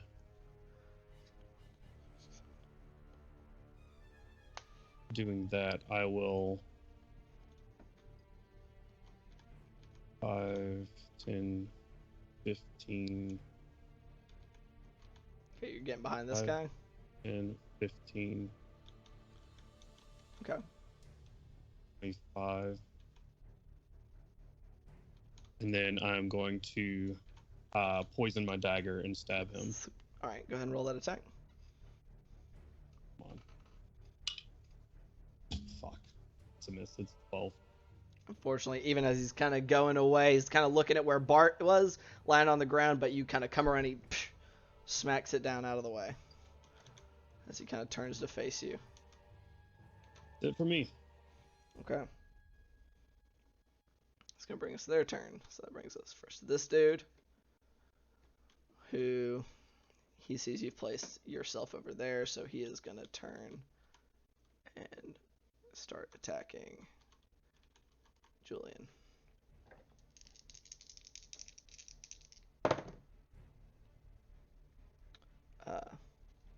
That is going to be a 23 to hit on the first attack, but you've already shielded, so that's persisting. So, boom! Just can't quite make it through. Second attack. Also missing. Just not able to make it through the combination of your magic shielding as well as your martial prowess. A martial pucker factor right now. Okay. And then we've got this dude who's going to kind of squeeze between these trees and get to the other side of you. And make his 2 attacks at you as well. That's a 22 missing on the first attack. Still pinging off your shield. And way below that on the second. That second one low enough that you just kind of sidestep out of the way. Not landing. That brings us to this last dude, who he saw that Gloob was looking pretty bloodied. So he's gonna kind of try to pile on with these other guys on Julian. And make his 2 attacks. Another miss. Finally a 25 to hit on that second attack though. Finally able to weasel one in. Because you're at 24, right, with shield? So that attack's going to be 13 points of slashing damage on the one that makes it through. Holy balls. Okay. Ending their turns. Okay, that brings us to this guy. And yeah, that'll be the end. What? God damn it, I haven't been keeping track of rounds. How many rounds has it been? Anybody know? Off the top of their head? 5 or 6, maybe. 4, I think. 4? 4. Did you say 4 or 4? 5. Okay. 4 or 5. Okay. Okay. Um. That's an important differential. I'm gonna go with 5. Yeah. Hold on just a sec. I think we're about to go into the 5th round, cause I did toll, channel.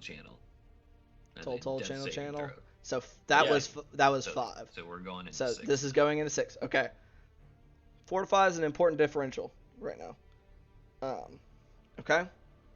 So that's bringing us to this first dude, who is my 12 HP. That was this guy, you attacked, so he's gonna turn and make his attacks at you, Gloob.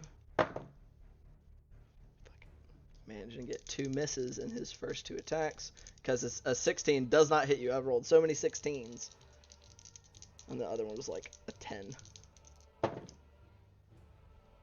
And then a 14 and a 10. Jesus Christ. So Gloob fighting for his fucking life over here. So then we got this guy who Julian's surrounded, but he's still gonna try to 10, 20. He's gonna make his attacks at Gloob. And that's a miss, and then an 18. It's Okay. It's me 6 points of piercing damage. I will uncanny dodge it. Okay, so reduce that down to 3. Second 2 attacks are a 14 and a 9. So only one Goodness. sneaking in. Okay. So, ending this round, bringing it to the top. As y'all are sitting there, 2 of you are down. I'm not sure how many hit points you have Gloob have left, but I'm sure it's not much. Julian, I'm not quite sure because of how many attacks you've managed to dodge, you fucking bastard. But the 2 of you just breath heaving, as your friends are down. Some of your enemies aren't in too bad a shape, and it's looking grim. Y'all hear, actually, Gloob, roll a knowledge nature for me, real quick. It's not hard. I don't think I have any bonuses. Yeah. No, Add it's an 11. your proficiency for me, because you're from here. Proficiencies +3, so 14. 14? Above a 10. It makes it. You hear a bird call from inland that is not native to Saltmarsh, or to the marshes. And that's where we're going to take our break. So, thank you everybody for joining us so far. This has been it's been something so far. We're going to take a quick bio break, get some drinks, maybe use the restroom, give everybody a chance to unpucker their butthole. But we'll be right back. Don't go anywhere. Bye. Hey, welcome back, everybody. Hello. We're here Just in time for the last session of Ghost of Saltmarsh. to keep going with some fuckery. Hey man, sometimes you got to believe in the heart of the cards. You got one more spell slot left, right? All right.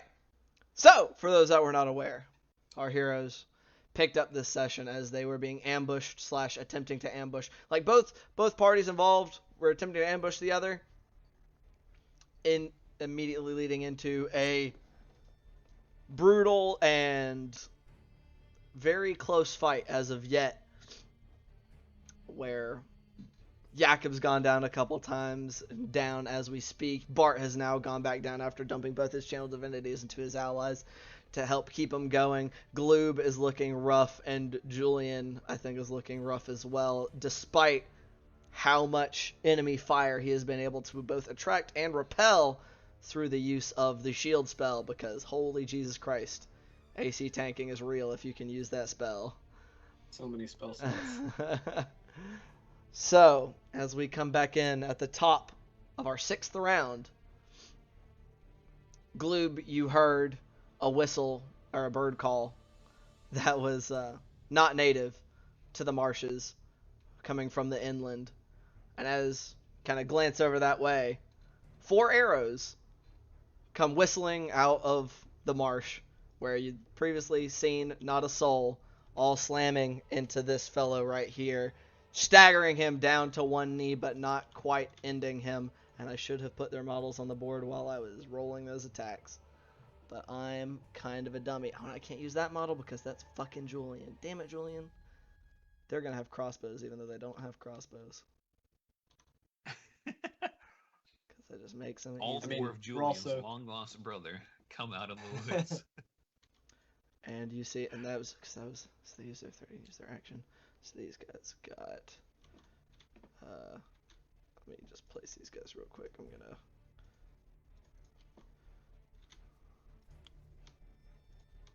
So they're kind of strung out in a line, like around here. As you guys see, Oh dear Jesus. as y'all see figures, who y'all had forgotten were mentioned to be present, and in the marshes alongside you, closer to the Sahuagin base, as the familiar forms of rangers and their more martial counterparts come rushing out of the marsh at the top of the 6th.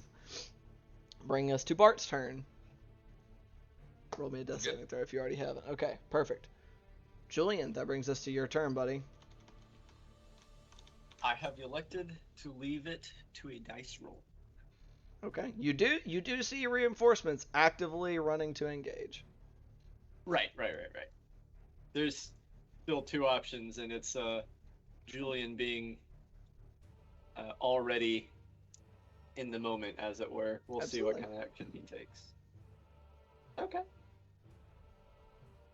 Seeming to snap himself out of whatever primordial devolution he was in the middle of, he is going to lean down and give Jakob probably the most unceremonious potion he has ever been given. He gives it to you More of a rectally. waterboarding. So this is the rectal potion. A whole lot of armor in between that, but I mean. Yeah, That Julian is very panicked right now. Oh no, it's more of a rage thing, like. Oh no, that's worse. I in fact You think I'd get death. the lip of the potion past the teeth and you just swirl it around real fast.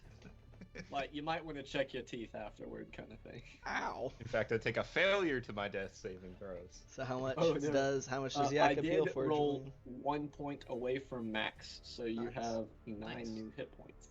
You're now at A 9 4 and a HP. 3. So, Julian, is there anything you would like to do with your bonus action?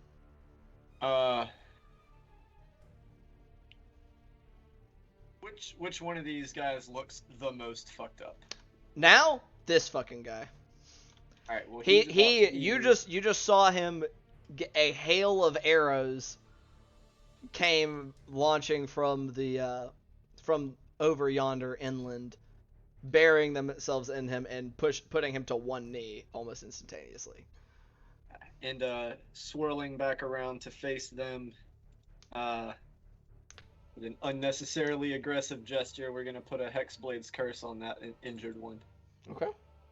He is. I don't have another light to put on him, so I'm gonna change his base color.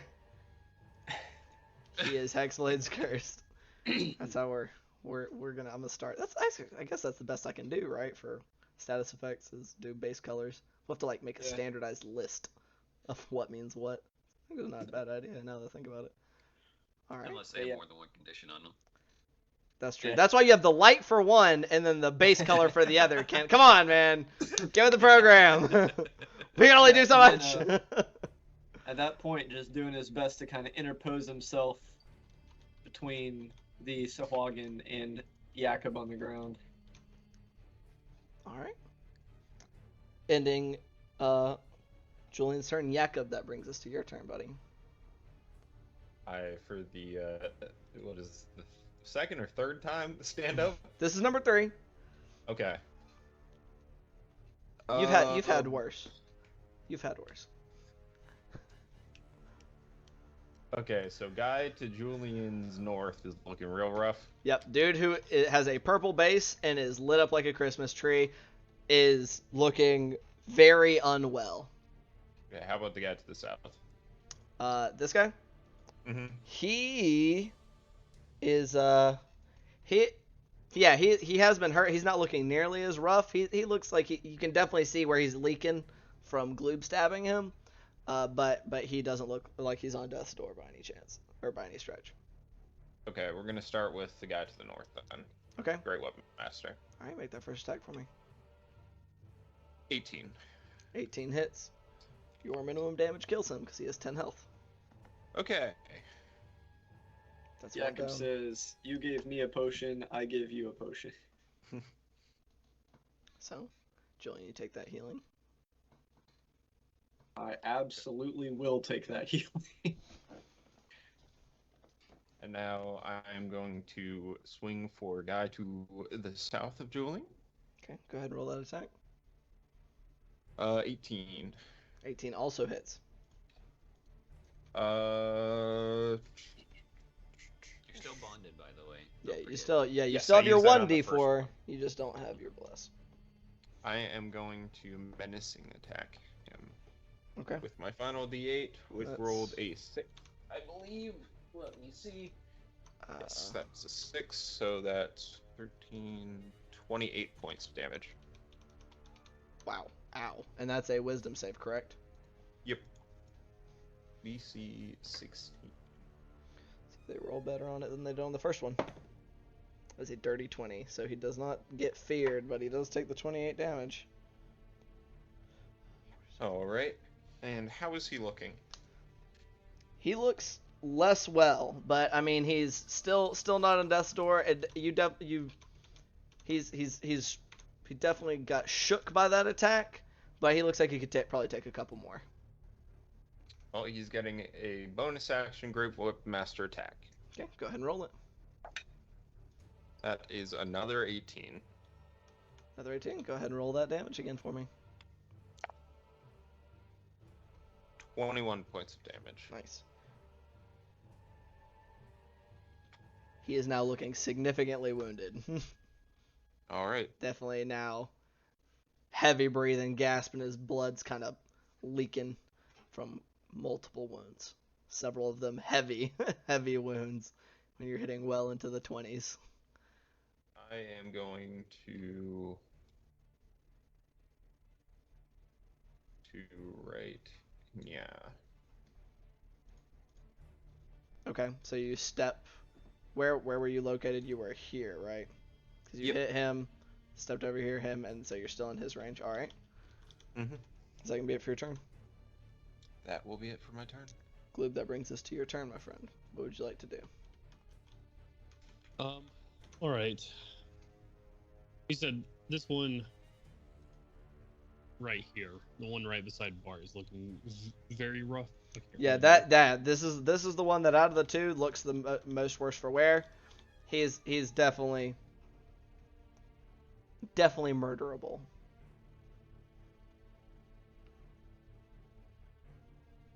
You would estimate.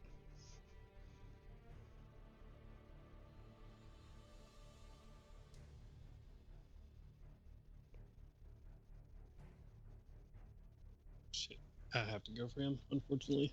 All right, yeah, I'll go ahead and attempt to hit him, Okay. and I will miss him with the sword. Okay. I'll go for the dagger, and I It's will. just still poisoned because it didn't land Yeah. last time. Dagger should hit with a 22. 22 definitely hits. Roll So- damage for me. And that's a con save. What's the DC on that con save? Do what? What's the DC on the con save? I think it's 13. 8 plus con plus proficiency. So Yeah. 8, 10, 13, yeah. Fortunately, it does beat it with a 15. Alright. Poison not quite able to take hold. The dagger does 3 sneak attack because Jakob's in position is 8, 12, 5, 17. 17 points of damage is enough to finish him off. Right.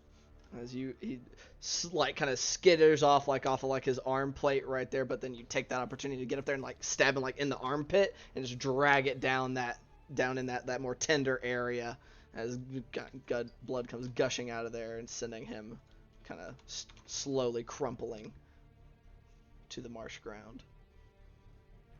I am probably about to... Ooh, shit. I'll just position myself standing over Okay. over Bart. Do you not provoke AOPs from anybody, or is it only you don't provoke AOPs from the people you attack? It's a good question.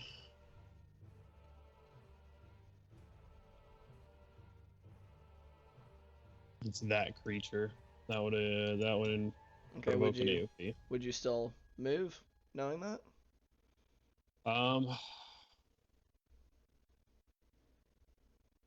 Yeah, I would. Okay. I'll uncanny dodge the attack if he hits. All right. It does. It hits with a 25. Mm. So 7 points, reduced down to 3. Okay. Is that gonna be it for your turn? Glue just bloodied and heavy breathing, keeps his sword and keeps Bart right there in between them and hopes these guys get here soon. That's it.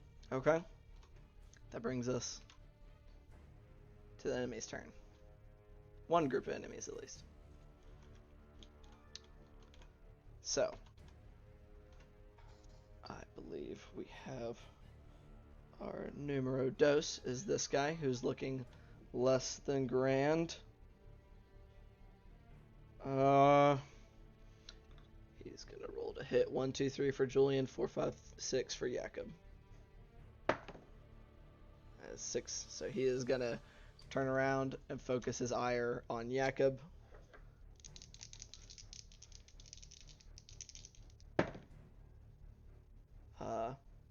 That's a 14, and with advantage, a 17. First attack misses, glancing off your armor as you've turned to look away from him. Final D6 to Great Weapon Master. Riposte? Or by first, yes, riposte. Okay. And I will be Great Weapon Mastering him. Okay, go ahead and make that attack. So close to a 14. That's 11. 11 unfortunately misses as he misses that first one. As it kind of goes scraping across your back plate, and you just kind of instinctively spin around and swing. He sidesteps as he using his inertia to bring his glaive around for his second attack. That is an 18 to hit on the second one. That hits. There's only 7 points of slashing damage, brought down to 4. And that brings us to his only other buddy left standing, who is facing off with Julian. Who... he sees these guys coming. Julian, you cast shield on this last reaction, right? That's still running? No. You no longer have a shield up? No. Because I cast it before I headed over to Jakob, and then on my turn, I gave a potion to Jakob. Okay. So that the start of the turn where I give a potion to Jakob was the end of my shield effect. Okay. He's going to take his first attack at you. As he kind of glances over his shoulder, and then glances over you and just bares his teeth and brings in the glaive. I bare my teeth back. Understandable. That is a 23 to hit. It's going to be 10 points of slashing damage. Are you still I'll just up? take it on the face for now. Yeah, I'm up. Okay, you're still up. He's going to hit you one more. He's going to swing at you again. You said 10? 10 for the first one, yeah.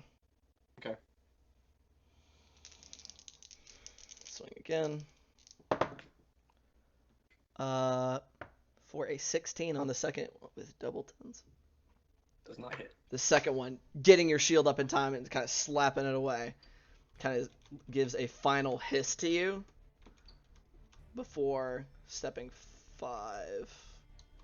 Yeah, because he's kind of stepped diagonal 5. 10, 15. You get an AOP. Go ahead and take it if you want to take it. A 16. 25. Okay, 16 does hit. Go ahead and roll that damage. This is not the one I've hexed though, so No.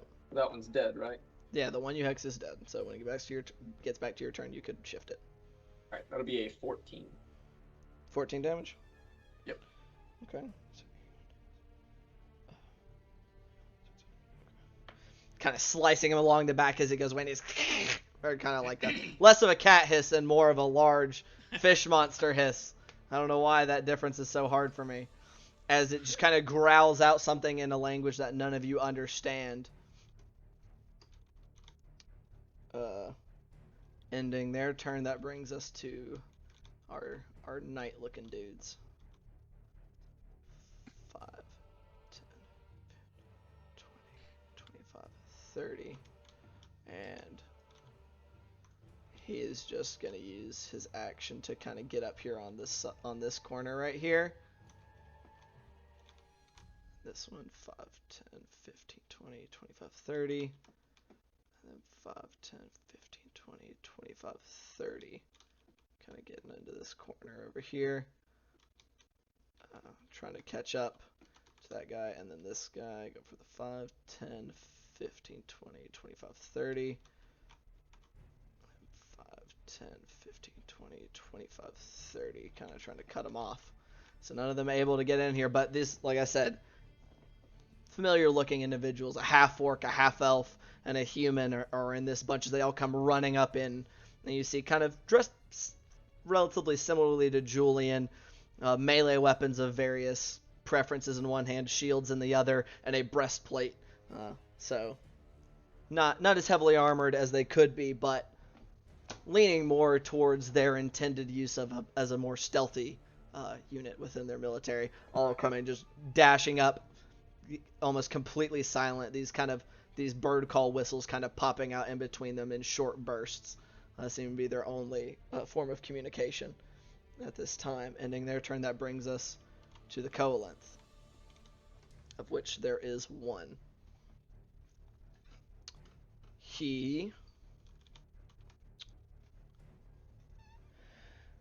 Let's see.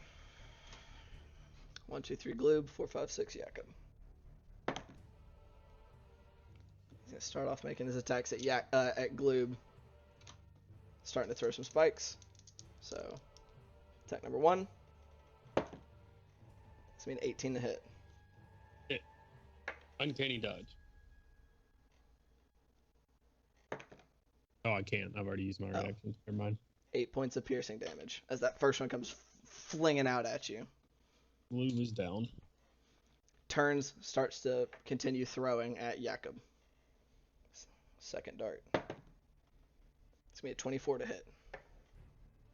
Hits. So 4 points of piercing damage down to 2. Down Or to 5 down to 2, sorry. Oh, Math 5. is hard. And last dart also at Jakob. That's only a 15 to hit.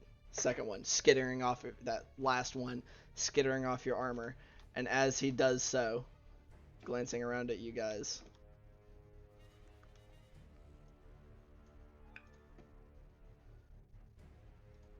and stepping into those shadows, vanishing over here.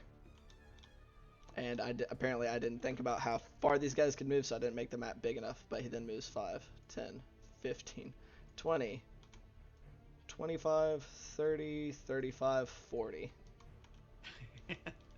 So, pretend there's It's more really mud. shadowy out there. Yeah, pretend there's more mud and stuff. As he dips out, like you saw him, he threw those darts, glances over at the Sahuagin, who appeared to be calling out some kind of orders, and then blinked over and is now dead sprinting for the water.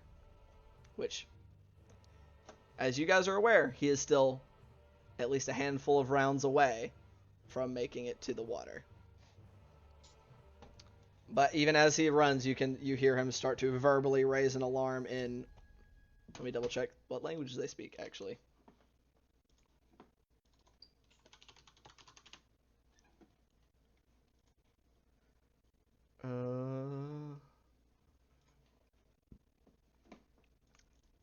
Jakob, you speak Goblin, right?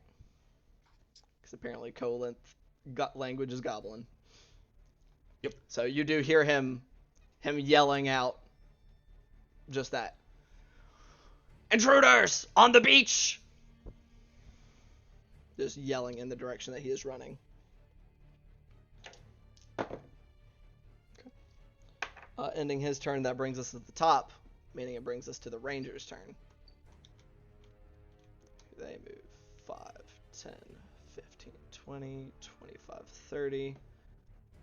5, 10, 15, 20, 25, 30. Getting in this diagonal. Actually, be slightly off here to the right so that this buddy isn't quite giving so much cover to that other dude.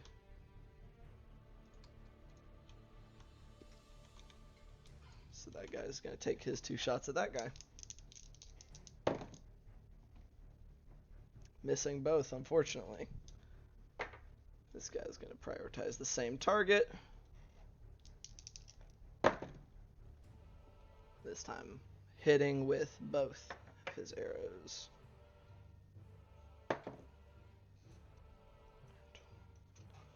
Where is that guy? 12, 7, 12, 19. Okay.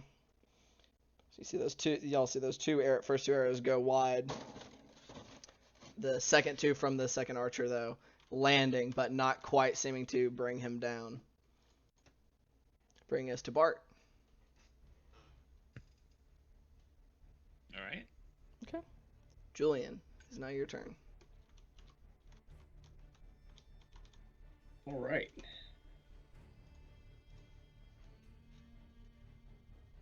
I do not have enough HP to risk an AOP. I'm going to use my final spell slot to Misty Step over to Bart. Okay. Just blinking across into your buddy. And I'm going to use the healer's kit that I have in my pouch to stabilize Bart. Okay.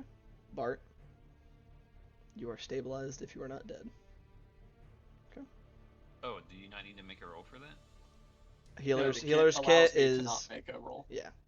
It's only a roll if you don't have a kit. Gotcha. Okay. Word. Okay. So that can be it for your turn. That is my action. And with my movement, I'm going to take off after the fleeing covalent. Okay. You are in reach of this guy right here. Oh, I didn't even see that dude. Yeah, this dude is in this square kind of next to you. Yeah, He was diagonal to you. I guess he's technically in this square, but that's actually where he should be. But that would have been right next to you, kind of. So do you still move or no? Yeah, we need to not let that alarm get raised. Okay. So I'll take the AOP, I guess. All right. That is a 24 to hit. That'll hit. It's gonna be 9 points of slashing damage. Well, can y'all please kill these people? Okay. Is that gonna be it for your turn? Yes. That is Okay. movement, action, and bonus action. Yakov, that brings us to your turn, buddy. Great weapon master, the guy behind me. Okay, go ahead and roll that attack. 15. 15 just hits. Go ahead and roll damage. 25. 25 points of damage is enough to take him out. Once again, just cleaving him halfway through, like kind of taking off that entire leg at like his hip, kind of like when you're cutting up a chicken, just right through the femur and out, and just collapsing over and just, How was guy who was running away? How was he looking? Which one? The guy who's way out here, or Coalinth. this guy? The Coalinth? He was looking not great before, and then you saw the 2 arrows that landed have shook him, and he is stumbling as he continues to try to fall forward. You can see blood kind of dripping from his wounds as he tries to keep moving. Okay. I am going to move 10 feet forwards and chuck a javelin at him. Okay, so that's still going to be at disadvantage, correct? Yep. Okay, go ahead and roll that attack for me. Okay. That's going to be a 21. 21 hits. He has 5 HP. Let's see. That's enough to kill That, him. yeah, minimum kill. So you cut down the first. You just take a couple long strides and huck that first javelin as it kind of arcs up a little high and still catching him right in between the shoulder blades as he kind of begins to recover himself from where he was stumbling, face planting into the mud. I'm going to move over to him, and Okay. as I move over to him, just get a really big grin, and great weapon master him as well. Okay, make that attack roll for me. That is a natural 20. Let's go. Roll that beautiful bean footage for me, Jakob. Let's see. Unfortunately, not the best, but it's going to be 8 plus 15 for 23. 23 points of damage. Woo! Very good. Cleaving a hefty chunk of flesh off of this last surviving Sahuagin. But he is still standing. And having heard in that guy talking Goblin, I'm going to say in Goblin, your time has come. Okay. Unfortunately, there are unfortunately no Koholins left to hear you. But I think the intent probably gets across to the last surviving Sahuagin. Is there anything else you would like to do with your turn? That's it. Gloob?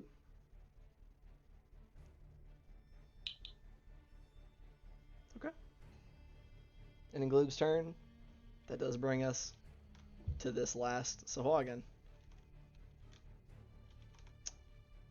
who is going to take his first attack at you, Jakob. Kind of glancing off to his side, seeing the ranger closing in on him. That's going to be a miss with a 15. All right. He's going to risk the AOP. All right. That's going to be a great weapon master. Go ahead and roll it. 21. 21 hits. Go ahead and roll damage. 22 points of damage. 22 points of damage. Okay. Cleaving another giant stroke. But these are some beefy boys. And he was the last guy who hadn't taken any hits till he started running. He's going to use his second attack on Julian as he runs up kind of next to him. What did they do? That is going to be a 23 to hit. 8 points That of is a hit. slashing damage. Julian is down. Alright. So taking his swing at Jakob as it gets kind of knocked off to the side, not landing, takes off running and kind of seeming to try to be taking a similar trajectory as the Koholint who didn't make it, starting to raise its own unintelligible voice as it does so, and as it goes by, it just kind of swings its God fucking damn it. Its pole arm up and around and slamming into Julian's back as it comes running up next to him, knocking him down into the mud, and he does not stand back up. Ending their turn. That brings us to the knight's turns. 10, 15, 20. You see this first one come running up. You hear this first one come running up behind you, Jakob, dropping down to his knees, like kind of skidding into the mud as he does so, and pulls out similar supplies as to what was just used on Bart, and stabilizes Gloob.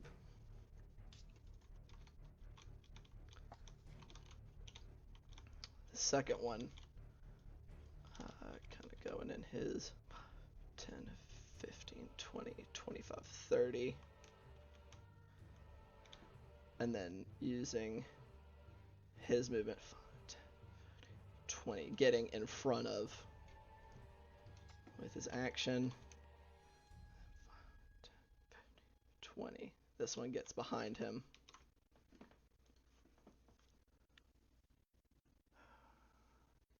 Takes 2 weapon attacks.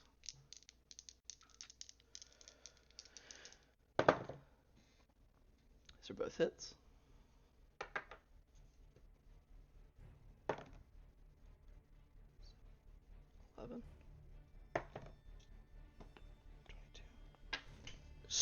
Two slices right across his back as it stumbles to one knee, not quite dead.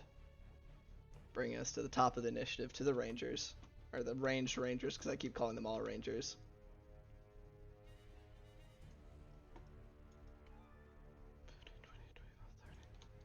And they're going to take their attacks at him as well.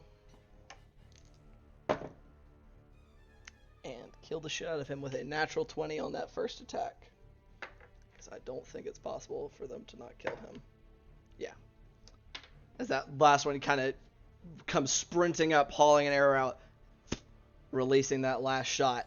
As it comes through, as it's still staggering down from the attack of his martially oriented companions, there sinks into the back of its skull, kind of down at the base, as it lurches for a moment before falling into the mud to move no longer. And we are now out of initiative as all these guys turn and start hauling ass back. Oh, wait, sorry. One of them does that. One of them also does stabilize Julian. I was about to say, I'm running over there and That's it. stabilizing him. I'll just roll all three of my death saves. It does appear that they seem to keep medical supplies on them, as a rule of thumb. Makes sense in their profession. Wise. And they stabilize Julian. Once he is stable, I will help him move him over to wherever we need to go. That dude's right there as he's stabilizing. He's looking over his shoulder towards the water. It's the half orc. You notice. We got to get back farther into the marsh. Come on, get him up. And he's like, "You're a strong lad." Heaves Julian up into your arms as you see the two that are back there are similarly picking up Bart and Gloob, and the two with the bows are like just looking in the direction of the water and just furiously waving at you guys to come on, as you all like scooping up your respective charges and start hauling ass back a little farther into the wood. You guys are moving at a dead sprint for 10 minutes. Probably as quickly as any of you can move through the range, the two rangery rangers, whereas these guys are maybe more of the skirmisher variety, are carrying the wounded farther into the marsh, clearly with a path in mind, before reaching back into an area that appears to have a handful of camping supplies set up. And they lay your three friends out. He's currently the only man standing, Jakob. And one of the rangers is going to roll is going to check each of your three companions for a pulse.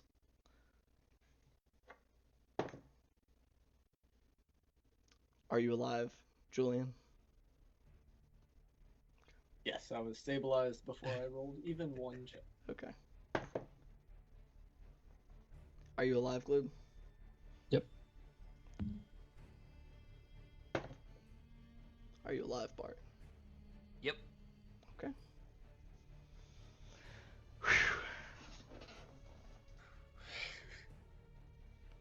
That last one, like, the pucker was real waiting on Ken to answer. God damn. Rolling a 7, a 2, and a 17.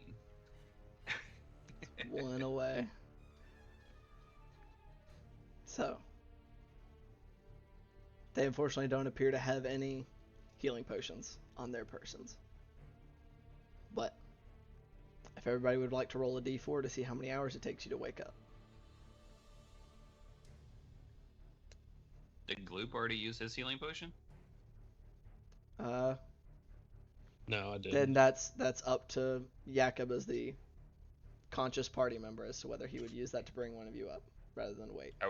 I would use that to bring up Bart. You use it to bring up Bart? Mhm. That's up to you. I will say one of the rangers kind of.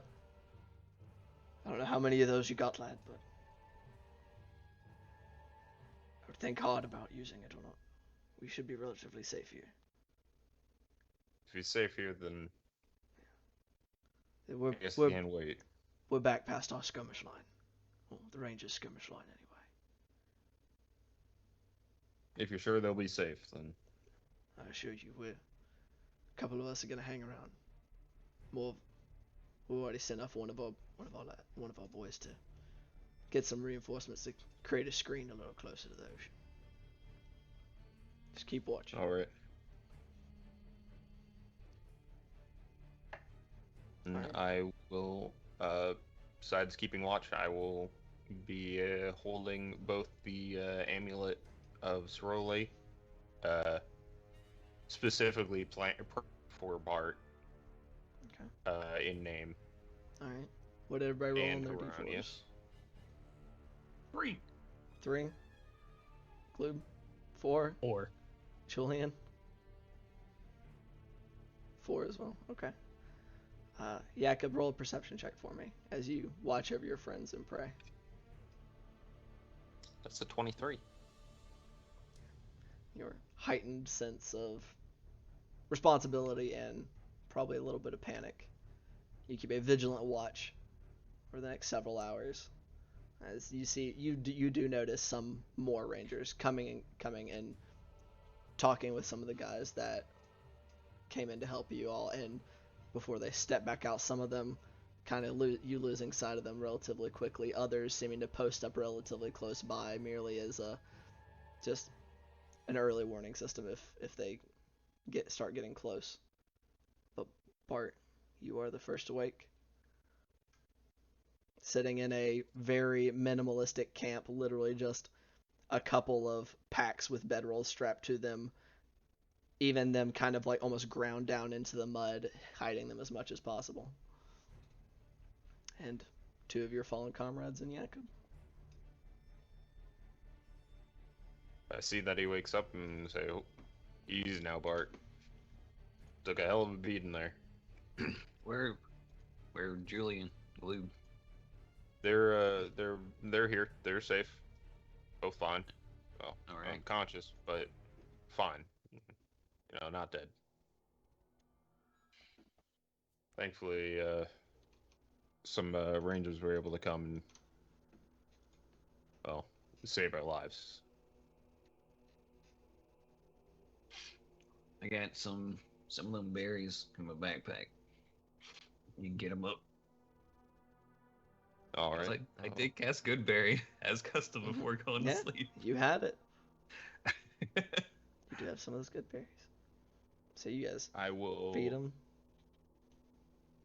I will force feed 1 good berry and then hand 2 to each of them and give Bart 3. Okay. So splitting up, that should put each of you at 3 HP.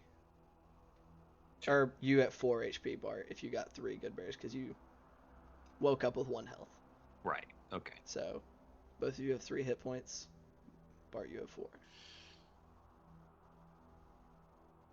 Well,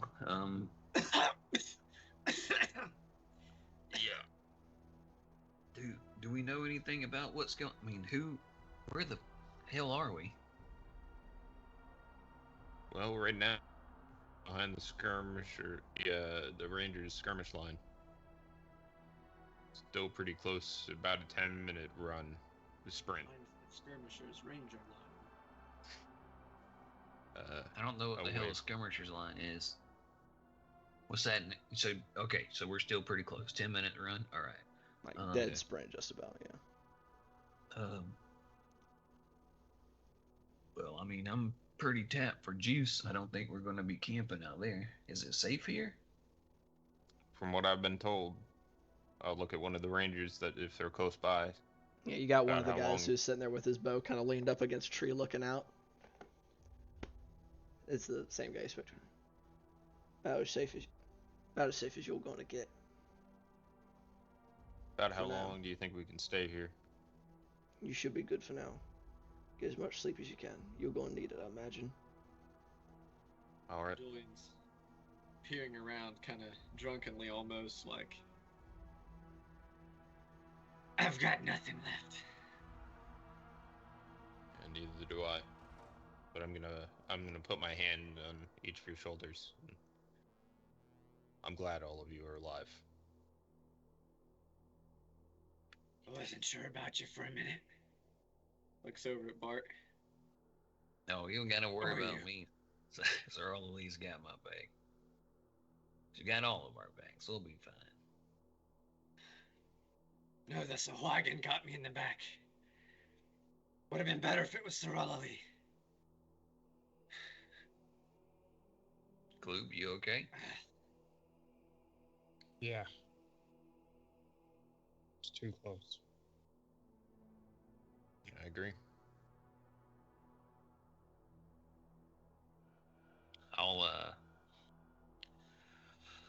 I'll throw some heals around. I'll hit Jakob and Julian with second level cure wounds. That's 15 for Jakob and 13 for Julian. And then I will hit Gloob with a third level cure wounds. Which is, I think, actually the lowest. Nope, it's 13 as well. Just rolled really shitty. Thank you very much. What about yourself? Yeah, I could probably use a little. Yeah, I'll heal myself with first level cure wounds for an additional 8.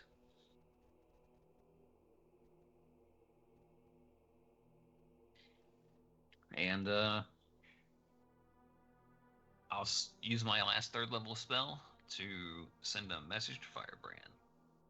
Okay. What message are you sending? Just keep it terse. Pushed in close. Got ambushed. Barely made it out. We're at the skirmish line. Going to try and get some rest. Don't know what the front line looks like. Don't know. There you go. Sounds good. A few moments. I say, a few moments later, quicker than you would have expected this late at night. Your response.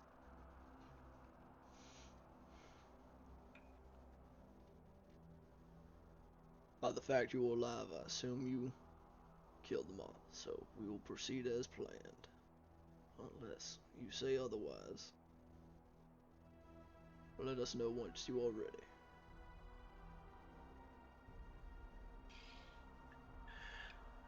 He seems to be okay with the information, but yeah, let's try and get some rest.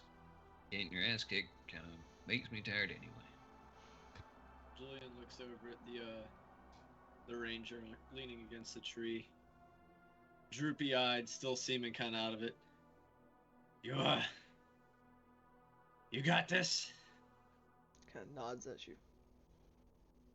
Something between falling asleep and passing out moments later. And as you're falling asleep, he just kind of is looking at you, at a lot of you, and as hard as he's been staring off into the distance of where y'all came from, there's a look of respect, very visibly evident, comes across his face. The fact that any of y'all made it alive out of that is. Julian doesn't hear it. He's already out. Oh yeah. Like, The fact that no any of y'all made blanket, it alive no out of tent. this is back in the mud, a arm miracle. over his eyes. That's He's it. addressing the group. Is a miracle. If y'all are the ones going in, then I feel pretty good about this. Any of you folk hurt getting us out of there? No. Y'all did the lion's share. By the time we came in, they decided to pack it in. How many people are looking at our camp? Immediately visible with your kind of passive, even though it's dark out. You see this guy who's standing right next to you guys, keeping watch, and kind of out in probably gaps of like. You see like about every like 25 feet, you see somebody posted sentry farther out, way like almost 50, 100 feet out further into like inland, or not inland, shoreward towards the water, keeping watch. You can see a handful right All this right, moment. this guy and the 2 closest 25 feet dudes before just going, I appreciate all y'all. Saved her bacon. And I will hit them with an emboldening bond before also just hat over face. Just kind of, as you do it, the one that's close just kind of, well, y'all are doing your job and we're gonna do ours. Get some rest.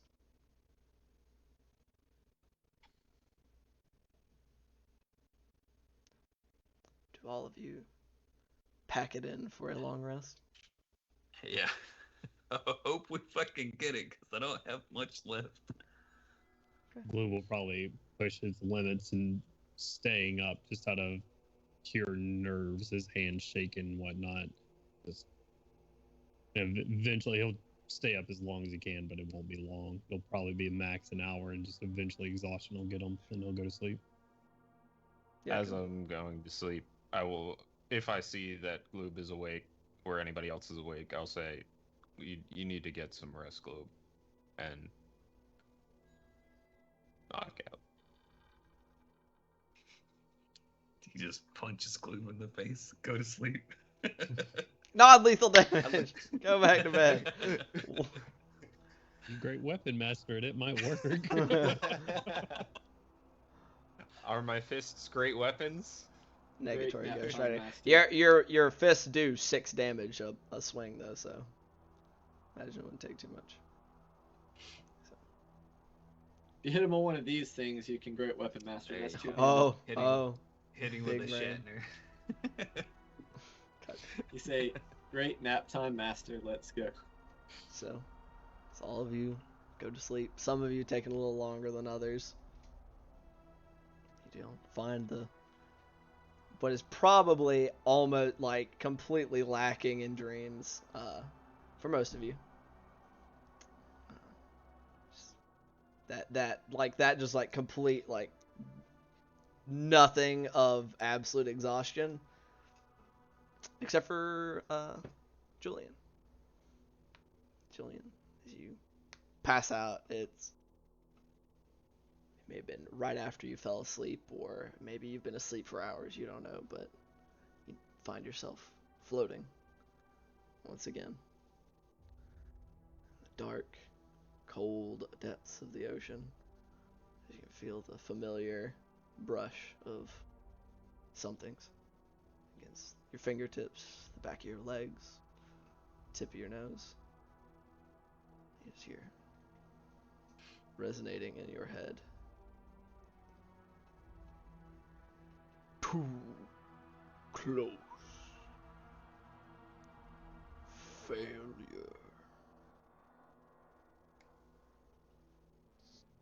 I'm so sorry, say that one more time. Too close. Failure. Resonating within your mind. Hunt. Not prey.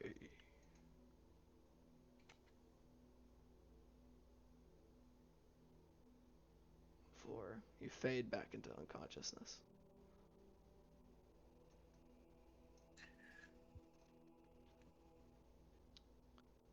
So, you all awake. 8 hours, 10 hours, you're not quite sure.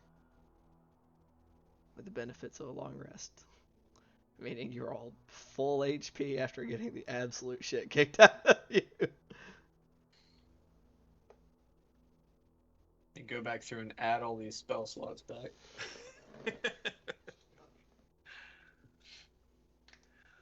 Whew. That was the use of all the things for sure. Including our life. Yep. At least we have one more potion left.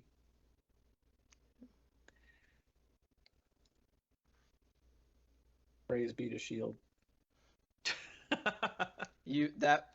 Quite frankly, that probably wouldn't have been a TPK without shield.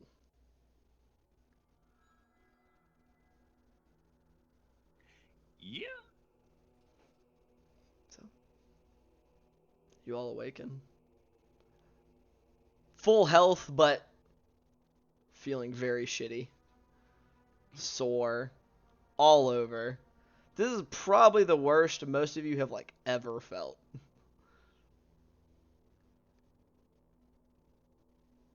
Even Jakob? Close to the worst Jakob has ever felt. Not quite the worst. Oni fight was, it edged out this year, but for the rest of you, this is probably worse. Jakob did a good job of drawing the one big bad dude's ire in that particular instance. So, what would you Julian like just to kind do? of rolls over in the mud where he was very gracelessly sleeping. Sits up. Well, I guess let's do it again, but better this time.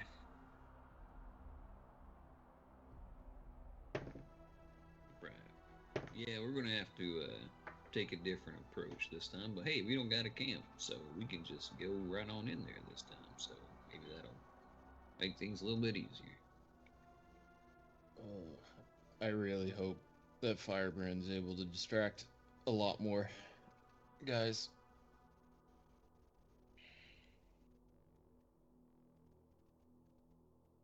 Yeah, you and me both. Julian kind of staring off into space at the mud between his feet. He's crouched up. I'll start praying for my spells for the day. I'm gonna take a hefty swig out of one of my water skins that are actually full of water. But if anybody looks, you can see that I am very disappointed in the contents. Just kind of looking at it very longingly.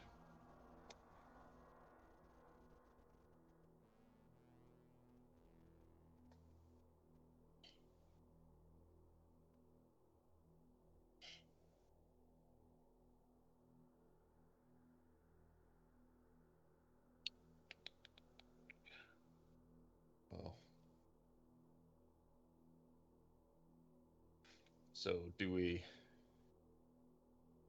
How does this work? Do you just send a message and then Firebrand's gonna attack instantly, or? I mean, I'm not quite sure exactly how he's going to go about his assault, but as soon as we get into position, he can start his big fanfare and show this, that, and the other, and with that distraction, then hopefully we can slip on by.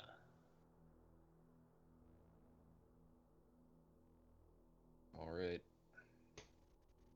Not sure how well I'm gonna be able to slip on by, but I will try my best.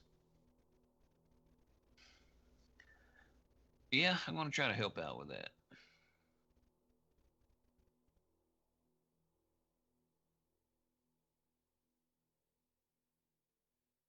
Is there anything anybody would like to be doing during preparation aside from choosing spells, it would appear?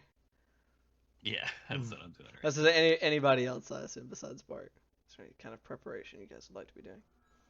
Nah, Julian looks kind of lost in thought.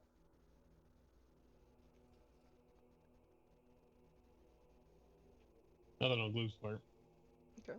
Nothing I can think of. I'll say y'all probably notice that there's probably a handful of the Rangers that are, some of them appear to be napping.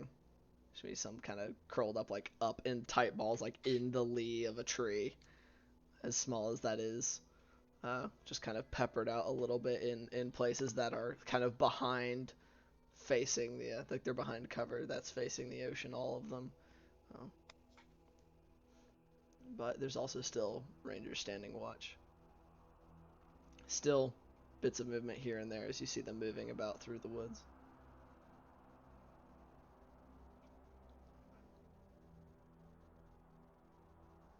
One does eventually kind of come up to you guys as y'all are It's late morning, probably by this juncture. Guy comes up. It's a kind of swarthy looking dwarf.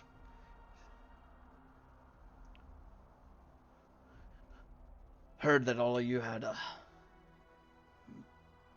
bit of a time last night. Yeah, it was a rough tussle. We got a little bit ambushed. Ballsy. Camping that close to their stronghold in the middle of the night. It worked once before. We figured it'd work again. We weren't quite so lucky this time, man. Luck does have a lot to do with it, I've found, but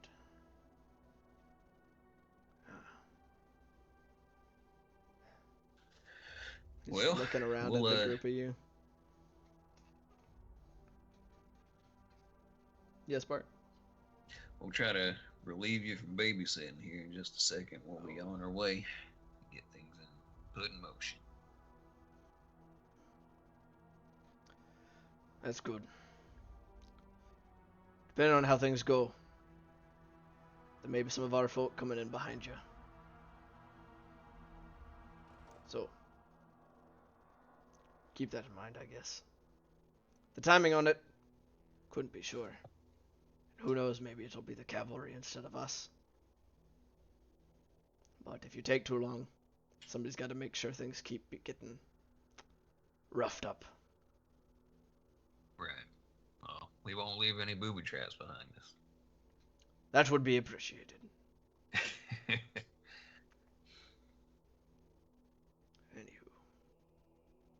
Any gates that could be left open. That kind of thing. Oh, yeah, absolutely. Good. I imagine we'll mostly be running interference. Anyway. Good luck to all of you. And same to you. Y'all stay safe out there. You as well. May the gods be with us all today. Kind of spits off into the mud. So we're always smiling on all of us. Her and all the rest, I hope. Turns and starts pacing back through the mud, kind of calling over some rangers who are kind of sitting up and kind of rubbing eyes from what was probably a not quite enough power nap. They're starting to... What little stillness there was in this area starts to be disturbed. All right.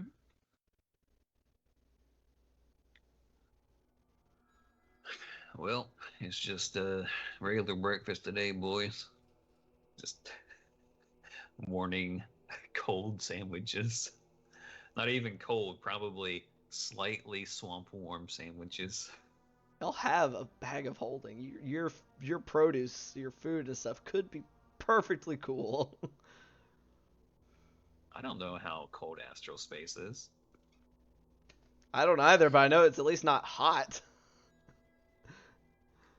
Fair enough. That'd be my guess anyway. I don't know. I feel like it'd be kind of pointless if it was like warm. I'm like, ugh. We'll have astrally chilled bread. It's like a mini fridge. And meats. It's like a magical mini fridge. The bag of holding, but it goes to the fire plane. You just pull out a Bud Light. Hell yeah. You just put all of your papers in there. It's just like you retrieve handfuls of ash. No! However, put a piece of bread in there, you pull out a piece of toast. Hell yeah. Open the first Quiznos.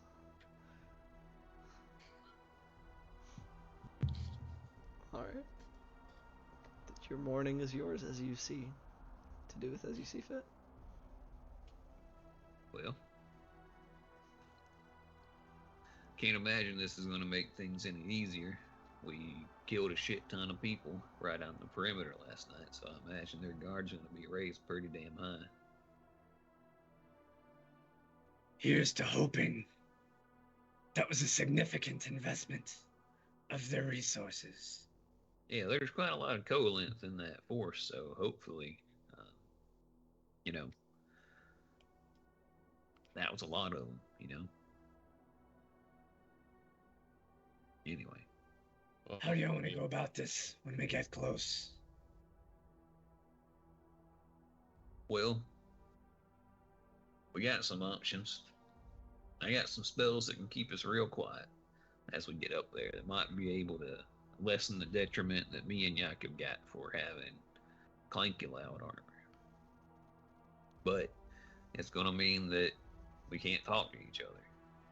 It's going to make everything, there'll be no sound around us. So, Julian, you and Glue can talk with each other through your earring, but me and Jakob are going to be cut off. So, basic hand gestures and stuff like that are going to be the best we can do. I got you. Can I spend some of the morning showing these guys some pieces of thieves' cant that I know? Of like hand gestures and like maybe drawn signs about simple things like go this way, stop, whatever the case is. Maybe make our communication a little bit easier. There's I don't see why not. patrol hand signs. Exactly. Basically, the simple stuff. I don't see why not. All right. You got the Nappy Nap spell selected too. So maybe if we come across some of the lesser guards, get lucky, might be able to knock some of them out of the fight. And yeah, should be able to get water walking on us in a last ditch effort if we really gotta just get the hell out of there. Just to tear off across the water, but that's definitely not the best idea. If we see that shark, we should take it down. It can do too much damage to the water forces. I mean, the only problem with that is you got two of us who don't fight that well in water, and I don't think that shark's going to be kind enough to jump up on land for us. That's kind of asking for a lot more trouble. If we had trouble with however many Colinth and Keelinth and Swalligan were there, we're not going to be able to take down that double-edged shark. I think Jakob's right on this one. Julian says nothing. We're here to kill the whatever leader we can find and get out. Fortunately, the shark is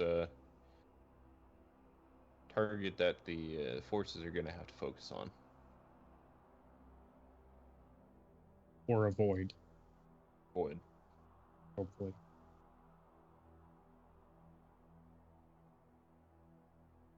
Something I didn't bring up because it was a bit gruesome at the time and I didn't think it was quite our alley. Something my people used to do. It's a bit of psychological warfare beforehand. You get people nervous and you get people worried. People make bad mistakes when they're nervous. But before there would be any big invasion or anything like that, you take out patrols, smaller forces, and you'd either take the whole bullywug or whatever the case was, remove the head, put it around their camps, take the bodies, put it around their camps. It would take a couple of days, but you get people scared that way. I thought I would bring it up because after yesterday, that was too close, and I think we needed any advantage so we can get just an idea. I'm not trying to make anybody uneasy about this. I understand. Yeah. I get that.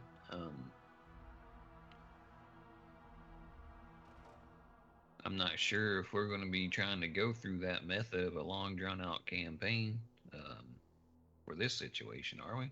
I mean, those ships are already in motion, right? We have to withdraw. Not everybody fights like we do. Right. A lot of people that run a lot sooner. Mm-hmm.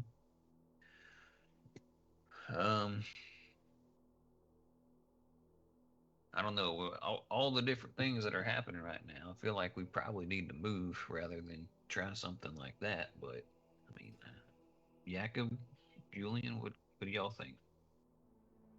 I don't think that there's enough time for something like that. I I don't love the idea of desecrating the dead, even if it's those things. Right. But I'm just not sure if that was an option that y'all wanted to pursue. I'm not sure there's enough time for it. Right. No time. But whatever we do come across, we can make presentable.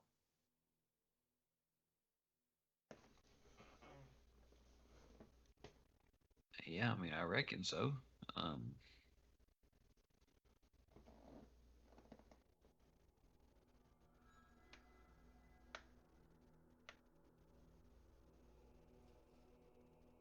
hmm. I don't know. There's a bunch of different things that we can do, but I'm I'm just a farmer and cook from a tiny halfling town. I don't really know much about strategy and warfare. I know we've been doing some good fighting and keeping things going, but if y'all got some ideas of the best way to approach this, I can keep us quiet and I can keep us on top of the water if we have to go over it. I can try to put some of the bad guys to sleep and keep us healed up, but more than that, um, I'm not quite sure what else I can do to offer to the plan.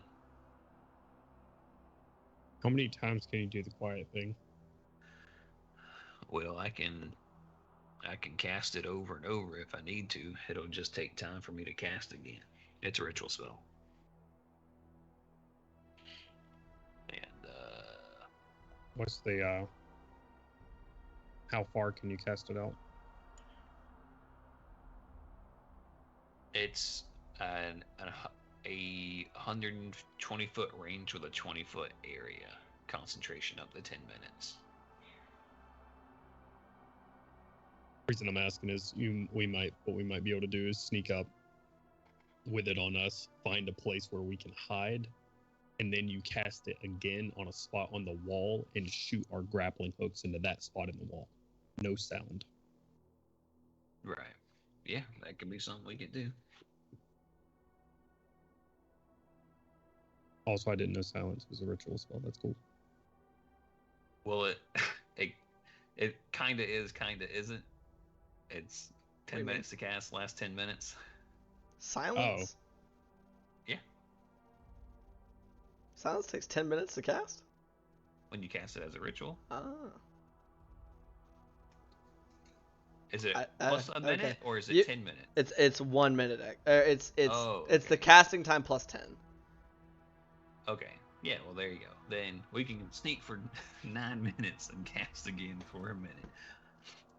You know, I wasn't the best with clocks and stuff. Don't worry about it anyway. I was just confused by the kind of a ritual spell, kind of not statement. I was like, oh yeah, sorry. What do you mean? Huh? What does that mean? That's a lot better. Hell yeah, that's the best spell. Cool. Not to be a party pooper, but isn't silence static in 5e? Yeah, it is. We'd have to creep along with it. That'd be very slow moving.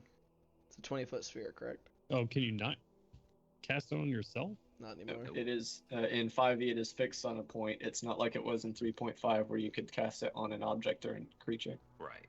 This isn't going to be so much for the approach as for when we get inside and they're like going from room to room and nobody makes any noise. But you cast it on an object. That was previous editions. It was the go fuck yourself to wizards. It's like, alright, I'm gonna cast silence on myself. I'm gonna go stand on that bitch. Cast silence on the Howdy, arrow, bitch. and then you shoot the wizard with that arrow. Howdy, motherfucker. Howdy, bitch. I cast silence on that wizard's focus. Anyway. Do you think that maybe some of these sticks that we got from the Oni might help? Right. That was what I was going to bring up. We need to. I don't remember what all they did. If you could, we could bring them out and refresh us. One moment. I will. Oh my goodness! Look Flicks at that! through Look at notes. those notes! Hell yeah! Look at those notes! I love to see it. Julian looks impressed. Yeah, pulls out his reading glasses. Just, flip, flip, flip. Okay, Well, here we go. Zindros did tell us what they did, and he is a simp for Zindros, so. Y'all are all simps for Zindros.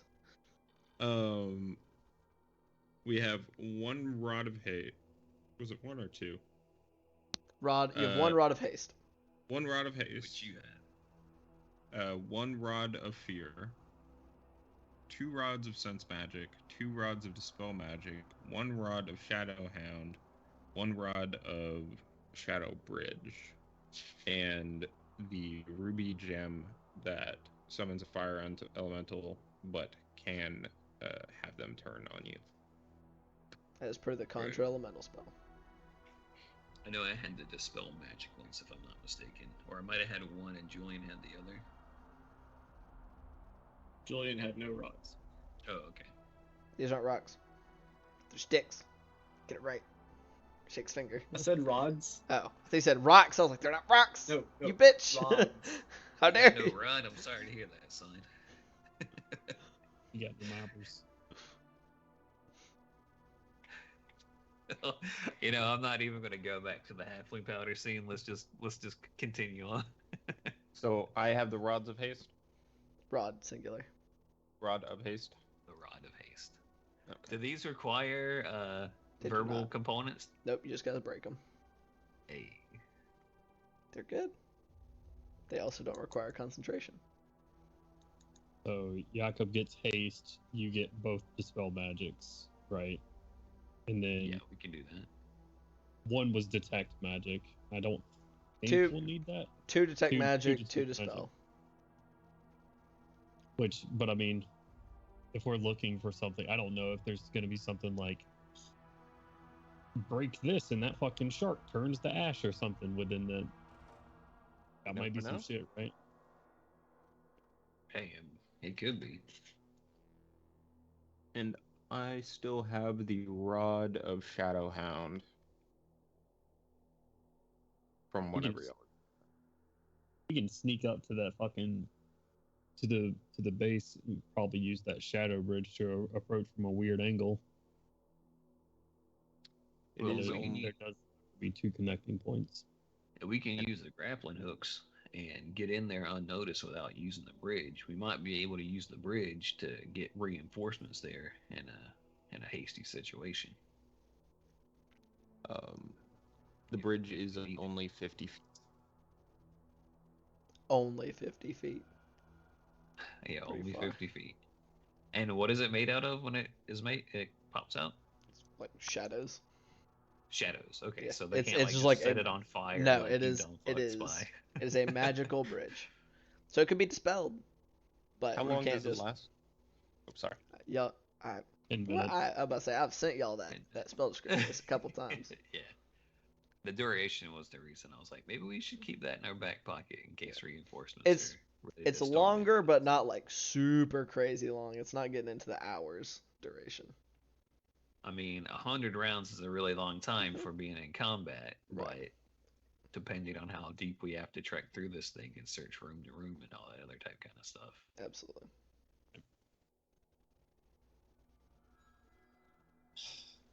Maybe we'll just go through the front gates and there'll be like a dude with a crown going, "Oh fuck," and we can just kill him. He'll be done. He'll be Just be right there. done. Oh no! It's like killing He's the. like- It's like killing the He's like mothership got in his car every keys and he's sci-fi not even looking movie. Where he's going? The entire of the Sahuagin forces are in a 40-foot across room with one entrance. That's a lot of slogging in one room. It's also a Yeah. perfect spherical room. Perfectly spherical, 40 Perfectly feet across, spherical. 40 feet high. Yep. It's one like entrance. it's like the battle room in in Ender's Game, Oh no. but only 40 feet across. It's fucked up.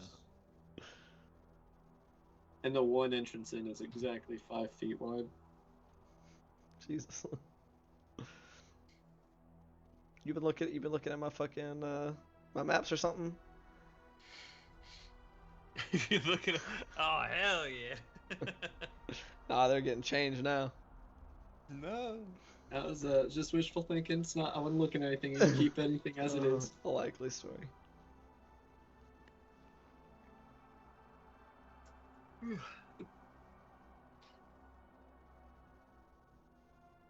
A lot of thinking going on here. Yeah, I was looking to see if we could somehow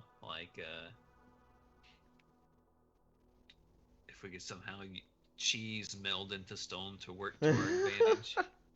So if we're just like, okay, we can get inside the place and everything, and then we'll just meld into the wall, and we'll wait like 20 minutes and be like, okay. Does meld into stone work on more than one person?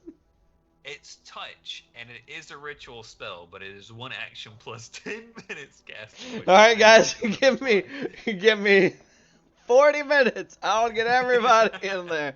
I got it. But it lasts for 8 hours, right? It lasts for 8 hours. You just need 40 minutes of free time uninterrupted. Guess what we have right now? 40 minutes of playtime.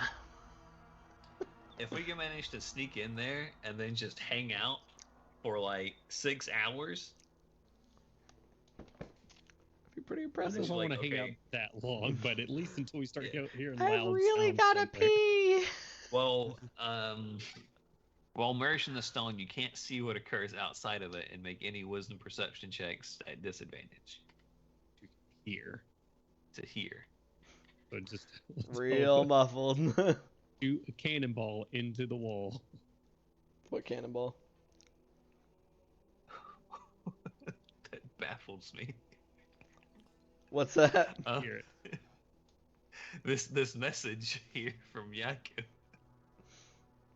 Ignore it. Ignore it. Focus. Yep. Focus. D&D. Yep. Y'all are planning for big shit.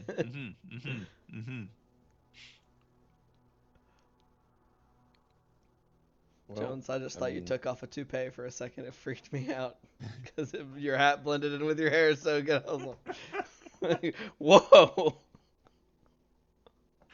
Shit threw me for a loop. Not yet. Had me shook.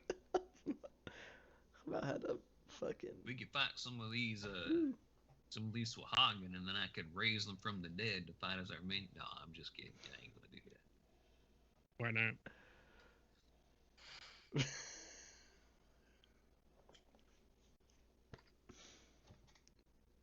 Julian just kind of looks over like, That's 10 friends back there if you can do that.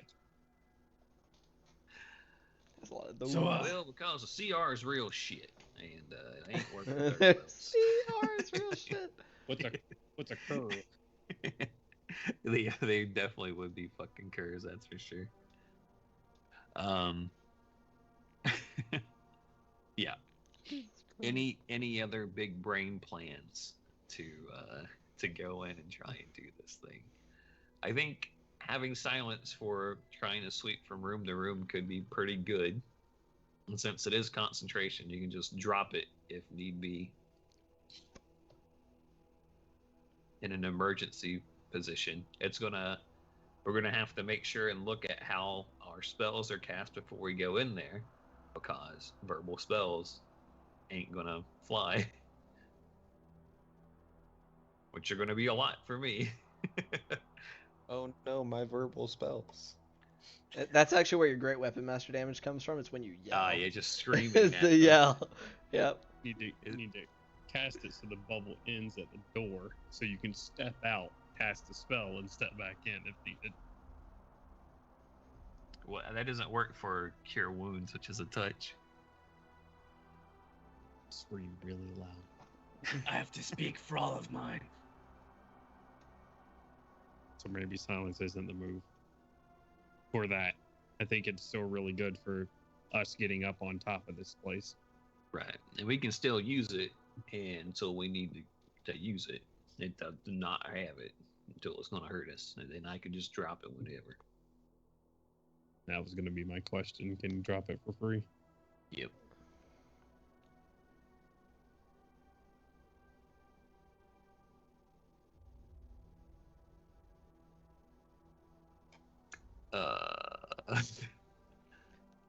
Just gotta Oh, put this just out looking there. through my spells. We're close to time. Do y'all want to take the week to be able to discuss? Yeah, we'll go ahead and take. Well, no, let's just do the whole fight right now. Right. Okay. Sure. With 7 minutes left, we got this.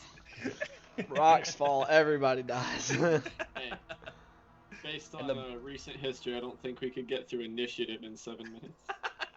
The baby black dragon is now an adult black dragon and has brought 5 other black dragons with it, and you're dead. That's a lot of dragons.